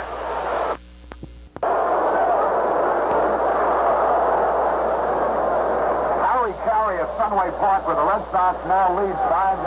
The Red Sox have scored 5 runs, 7 hits, no errors. The Cardinals haven't had a hit, and actually no runs. They've committed 1 error. Jack LeMahieu becomes the Cardinals' 4th pitcher. He used to be with the Red Sox. 32-year-old right-hander. He did some effective work for the Cardinals after they obtained him from the New York Mets about mid-season or so. The Red Sox have Petrocelli at first base and Adair at second base. There are 2 outs. Joe Horner was touched for a 3-run homer by Carl Yastrzemski, the man he was brought in to face. Then got the next 2 men out, but Adair singled and Petrocelli walked. And so now Jack LeMahieu will be facing Elston Howard. Howard is 0 for 2 in the ballgame, flied out, and was robbed of a hit on a great play by Javier. It was intentionally passed in the 6th. This is the 2nd game of the World Series. Open day tomorrow, the 2 teams practice in St. Louis. And Saturday, the series resumes at Bush Memorial Stadium in St. Louis. Elston Howard, the batter, and once again, Pee Wee Reese. It's still raining here at Fenway Park in Boston. Runners on first and second. Elston Howard, the hitter, 2 away. Jack LeMay, the new pitcher for the St. Louis Cardinals. He's the fourth of the day. Good fastball. Swung on. Missed. Strike one. LeMay. His record, 3 wins and 7 losses. Earned run average, 3.30. Elston Howard, way back in that batter's box. He has a closed stance. Used to pull the ball quite a bit. Now then he hits the ball on the right and right center. Jack LeMay comes set, looks back to Jerry Adair at second base. Breaking pitch, blowing outside, ball one. 1 ball and 1 strike, 2 away. Elston Howard drying his hands off. Clearing up a little bit. Getting a little bit brighter. We certainly hope so. As Jim Lombard is going for a no-hitter. Elston Howard fouls a fastball straight back, 1 ball and 2 strikes.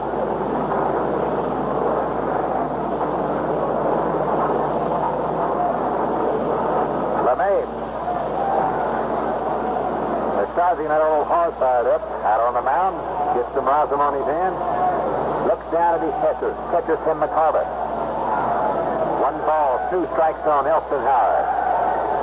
He comes set. Looks back to second. Here's the curveball. It's too high. Makes the count 2-2. It's been a long inning for the Cardinals, as the Red Sox have come up with 3 runs here. Still in the bottom half, the 7th inning. LeMay looks for the sign. He comes set. The pitch.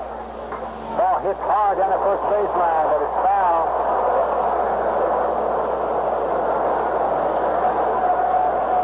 Looked like Howard was trying to go to right field with that ball. Back to second base is Jerry Adair. And back to first, Petrocelli.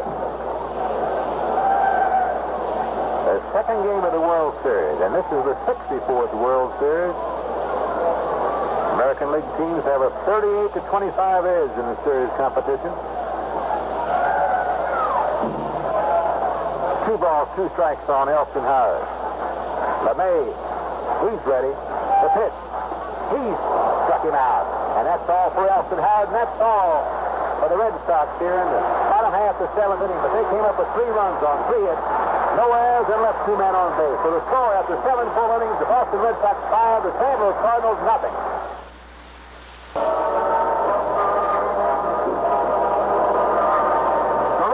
With a commanding lead of 5-0 as we go into the top of the 8th. And the St. Louis Cardinals have yet to make a hit. Jim Lombard working on a no-hitter. Only 1 man reached base, and that on a 3-2 pitch that barely missed. Kurt Flood walked in the 7th inning. He had retired 19 in a row at that point. Now there's some line to Yastrzemski and left, and Cepeda hit perhaps the hardest ball of the day, and Petrocelli made a one-handed stab of a low line drive on 1 hop to his left, turned into a 4th play to end the 7th inning. Now it's Tim McCarver to lead it off for the Cardinals. 5-0 Red Sox over St. Louis. Once again, Pee Wee. Tim McCarver, Mike Shannon, and Julian Javier to face Jim Lombard, the big, tall right-hander here, as we go in the top half of the 8th inning. And as you know, Lombard has not given up a hit. On the season, he was 22-9. Kind of a tall, lean fellow, this Lombard is. He's 6'5", weighs 200 pounds. He's 24 years old. Had quite a year. And the fans are now pulling for him to go all the way here at Boston.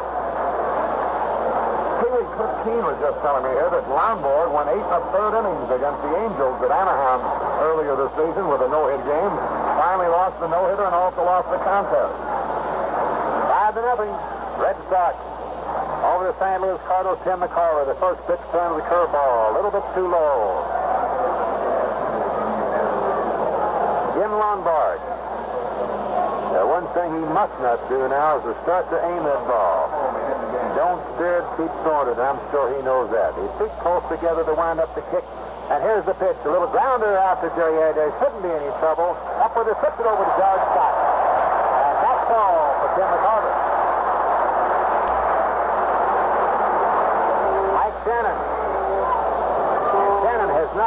too much luck with Jim Lonborg. Lonborg has shown him nothing but curveballs all day. And he struck him out both times. He shot on Curdy the last time up there. And I believe that Shannon may have been looking for a fastball. He kind of went down, and the ball broke it over the plate. And, Mike, I know how you feel because I've done the same thing. Lonborg has a real good sidearm curveball, and it's tough for a right-hander to stay in there. Once you take your eye off of that ball, you have had it. Lonborg getting his sign. Elton Howard moves outside. Curveball low and outside, ball one. Pee-wee, the sequence of hitters certainly enhances Lonborg's chances at this no-hitter. He's got McCarver out of the way. He's got Shannon and Javier, Knoxville, the pitcher, and the leadoff man to come up here. Ground ball out to shortstop, Petroselli. The long throw over to George Scott at first. Two down. We are through right here. Let's see if we may get a pinch hitter or Maxwell. Well, we have to worry about that next inning. As Javier gets on. Excuse me, David, as you look at what's coming up, the one man perhaps that will be a big factor in this no-hitter, if it comes, will be Lou Brock. We're sure to come up one more time in this game. Javier, the batter's two away. He's got it out to shortstop. Flat out to right field his last time up. Jim Lonborg, the kick. A curveball. It could be a base hit out in the left field. Yes, sir. Javier, Yastrzemski cuts the ball off. He knocks it down. Javier going into second with a stand-up double.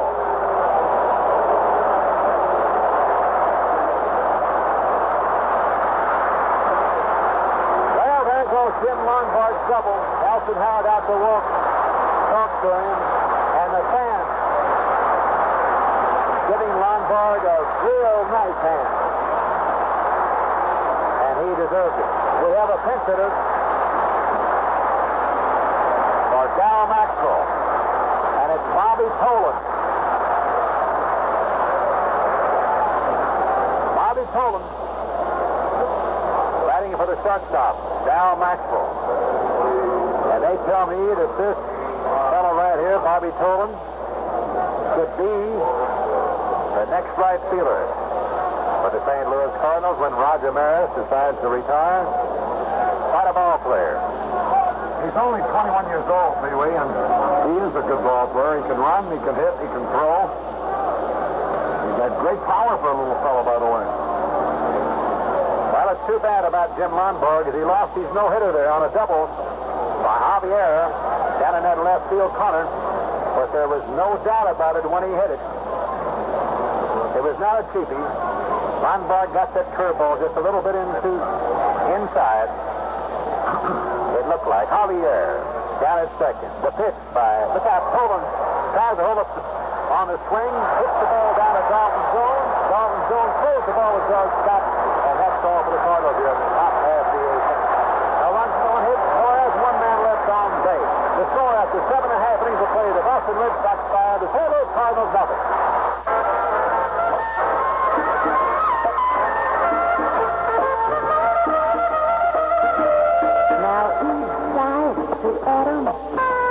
This little car we're driving to paint. Let's go down and see the Dodge Fair. With Flora, we can raise some games. It has to be the Dodge Fever. Oh, it's new Rush Fever from that styling breeze. Fever! It's gonna get you and the entire human race. You got to be the Dodge Fever. You got to be the Dodge Fever. Stop in at the nearby Dodge dealers and grab the exciting new Dodge Polara. You'll find it gives you extra room, extra comfort, and a special look and feel that smaller cars just can't match. While you're there, pick up your own Joe Gargiola official World Series scorebook. It's free at participating Dodge dealers. Harry? Jim Lonborg has just received a standing ovation, and he has richly earned it. By the way, Pee-wee, the Boston-based C.G. Polar icebreaker at Dusto, navigating among icebergs and swirling snow some 750 miles from the North Pole, listening to NBC and Armed Forces radio, send their greetings. The first pitch by Jack LeMay to Jim Lombard. Swung on and missed, strike one. We're going in the bottom half the eighth inning. Jack LeMay, the kick, a fastball in there for call, strike two. The fourth pitcher for the Cardinals. Hughes went 5 1/3 innings. Gave up 2 runs on 4 hits, struck out 5, walked 3. Willis, 2/3 of an inning, 2 hits, 2 runs, 1 hit, 1 strikeout and 1 walk. Marner pitched 2/3 of an inning. Gave up 1 run, 2 hits, struck out no one and walked 1. LeMay is in there right now. Lombard has made only 81 pitches in his first 8 innings. Curveball swung on, and this was strike 3.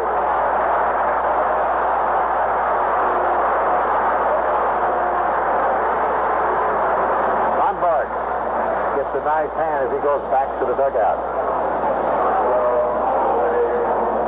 Very seldom you get an ovation when you strike out. That fellow certainly deserves it today. Jose Totable. See what he's done. Flat out. Struck out, flat out, and walked. Pitch is too low, ball 1.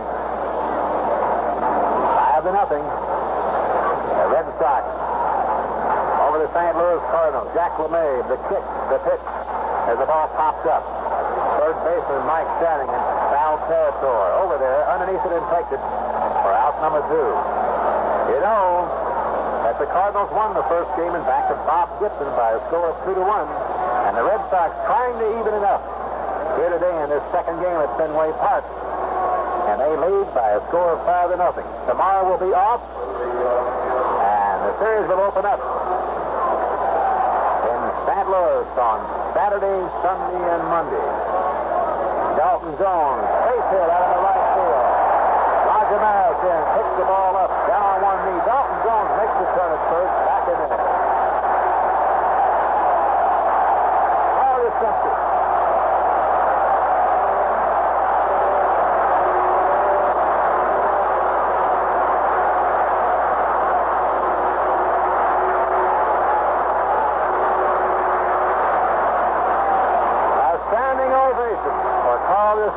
He's walked in the first inning, hit a home run in the 4th inning, right out to left field in the 6th inning, and hit a home run in the 7th inning. He's batted in 4 of the 5 runs.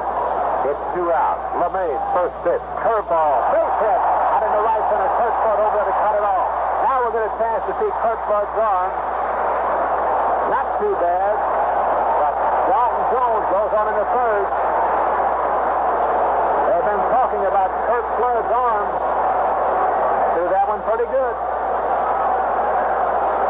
And as Karl Yastrzemski, you shut him out yesterday, but not today, as he has 2 home runs and a single.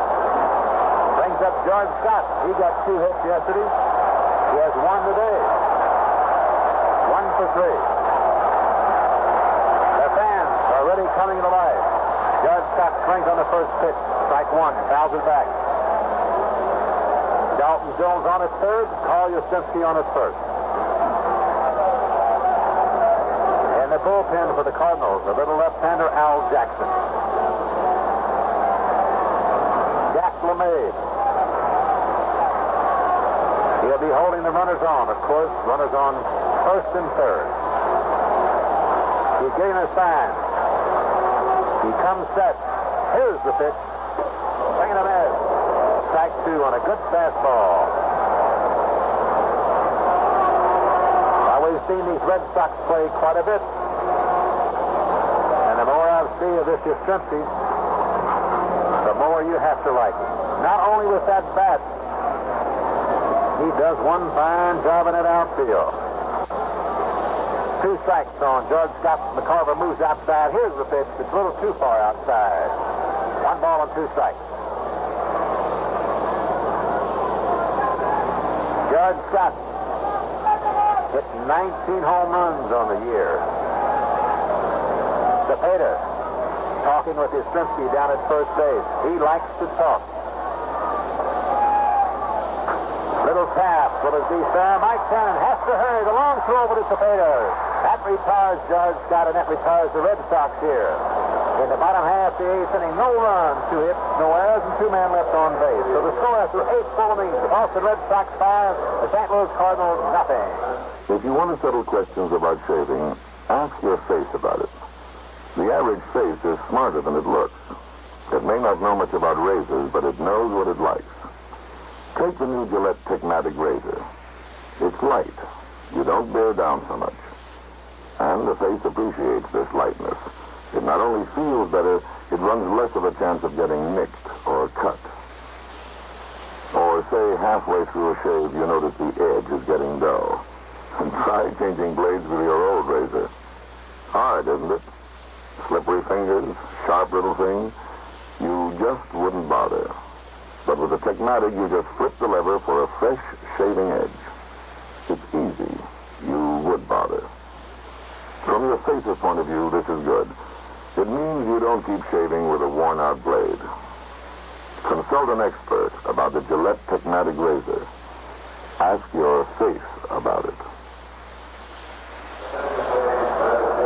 Yesterday, the Cardinals beat the Red Sox because Bob Gibson overpowered the Red Sox hitters. Today, the Red Sox are beating the Cardinals because Jim Lonborg has been superlative. He's made only 81 pitches in 8 innings. The only hit he allowed came after 2 were out in the 8th inning. Now he's got himself a 5-0 shutout going into the top of the 9th with a pinch hitter, Dave Ricketts, going up there for the Cardinals. Pee Wee? Okay, Harry, and you said just what I was thinking. Jim Lundberg is overpowered. The Cardinals today, just like Bob Gibson did yesterday with the Boston Red Sox. This is the best that I've seen Lundberg, and he picked a fine time to be tough, and that's what he is. Dave Ricketts. That's ball. High and outside, ball 2.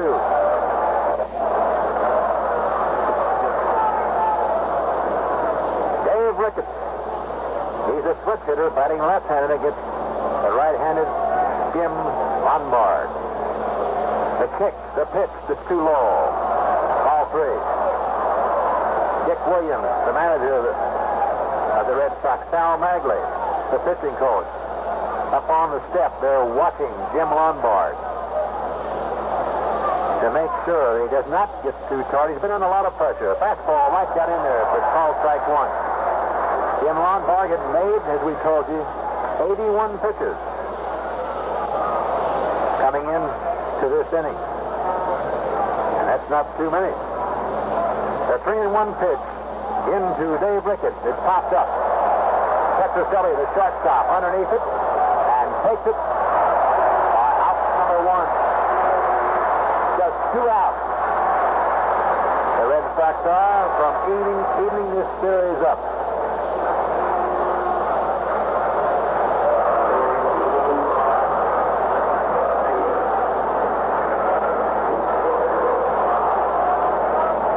The fellow we were a little concerned about before Javier got the base hit, Lou Brock.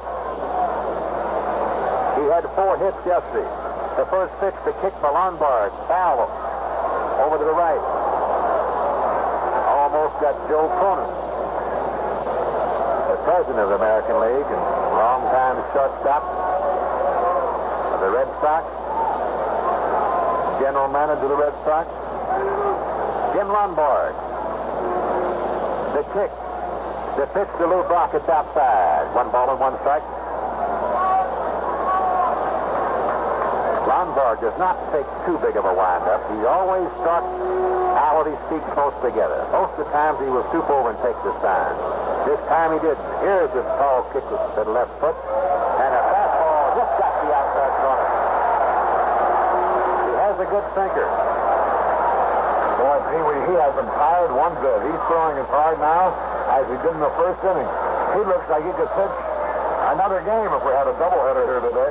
I would say he had something on that ball right there. A real good fast sinker by Jim Lombard. And a surprise Lou Brock a little bit. 1 ball, 2 strikes on Brock. Now then Lombard is scooped over. He's taking the sound. Here's the kick to pitch. Ground ball out to second base, and there he's up with it. Hooks the ball over to George Scott. So 2 away.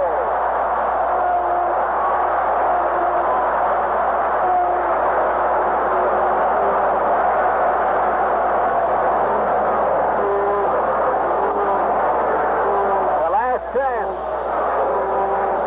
for the Cardinals, as there are 2 outs here in the top half of the 9th inning. Kurt Flood.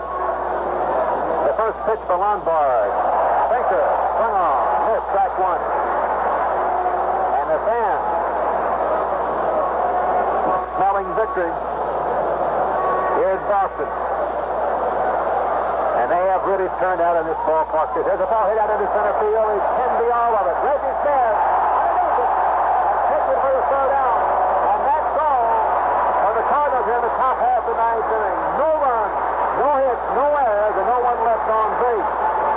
And the final score, Boston 5 and St. Louis Cardinals nothing. We'll be...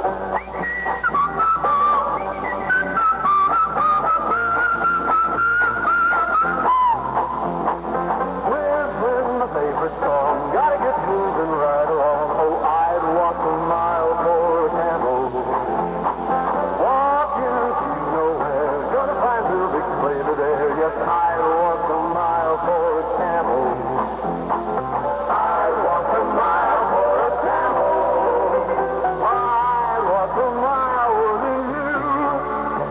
I've got one to go, little old shoe with a great big hole. Yes, I'd walk a mile for a camel. I'd walk a mile for a camel. This little message is strictly for smokers who've never tasted a Camel cigarette. Camel smokers, you know what we mean. You other guys, start walking. This is Harry Carey with Pee Wee Reese. We've just witnessed one of the masterpieces of World Series history. A one-hitter pitched by 24-year-old, 6'5" Jim Lombard, who proved that that 22-9 record of his in the American League this past season was certainly no fluke, as he was absolutely the most dominant pitcher you've ever seen in a game with this kind of pressure, with his team 1 game down in the World Series, playing his second game at home, realizing if it loses this one, they go into St. Louis down 2 with 3 to play. A lot of pressure. And he came up with just a magnificent pitching performance.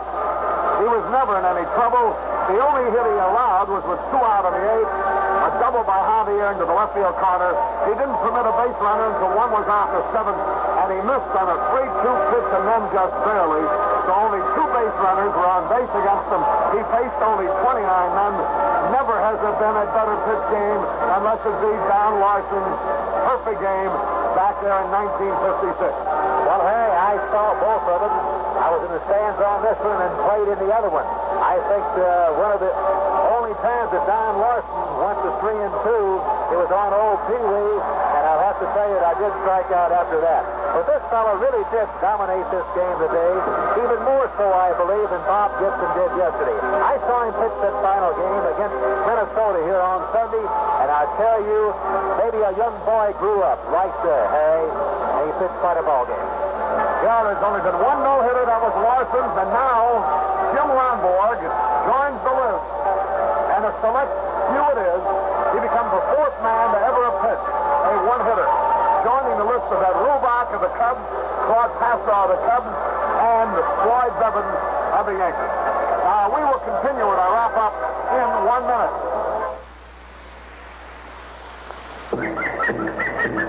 Why is it the minute you step into the average tire store, you feel like you're in the middle of some jungle? Is it the confusion, the mystery, the foreign-sounding language?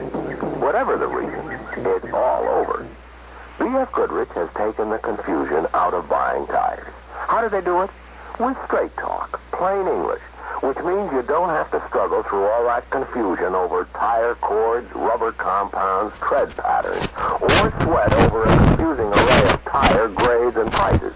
All you do is tell the Goodrich people how you drive, how fast, how much, and they'll tell you what tire is best for you. They'll even give you a handy tire value calculator so you can pick the right tire yourself. May even save yourself some money. So the next time you hear the call of tire confusion, ignore it and let straight talk from B.F. Goodrich be your guide. Our director today, Lem Dillon. Our NBC audio supervisor, Joe Cerniello. The totals again as the Boston Red Sox have evened up the series for Boston. 5 runs, 9 hits, no errors. Jim Lombard, a spectacular pitcher for the Cardinals. No runs, 1 hit, 1 error. Vic Hughes, who pitched creditably, but nevertheless is the loser. So, Pee-wee, the decks are cleared. And now, a day off, the Red Sox will familiarize themselves with Bush Memorial Stadium in St. Louis. The Cardinals will work out there, too. And once again, with the series tied 1 game apiece, we'll be at them Saturday from St. Louis. Okay. I will not be with you because you'll be on television, but it's been a pleasure working these 2 games with you. We'll be back with a rundown of the scoring and a review of the outstanding plays in a moment.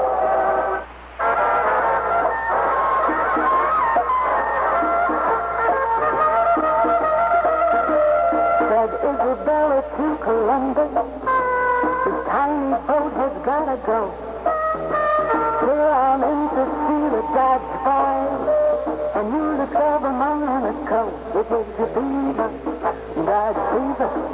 With that big ride, fever with a luxurious flair. Fever, see the Dodge Five, the new world of driving is there. You got the fever, Dodge fever. You got the fever, Dodge fever.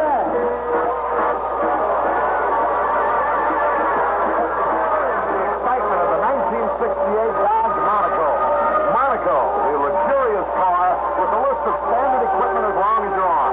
Monaco gives you a smoother, more comfortable ride because Monaco is a better car all around.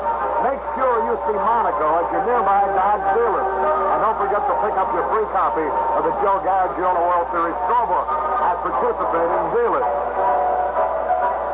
Pee-wee, this ball game was decided actually with 1 fell swoop.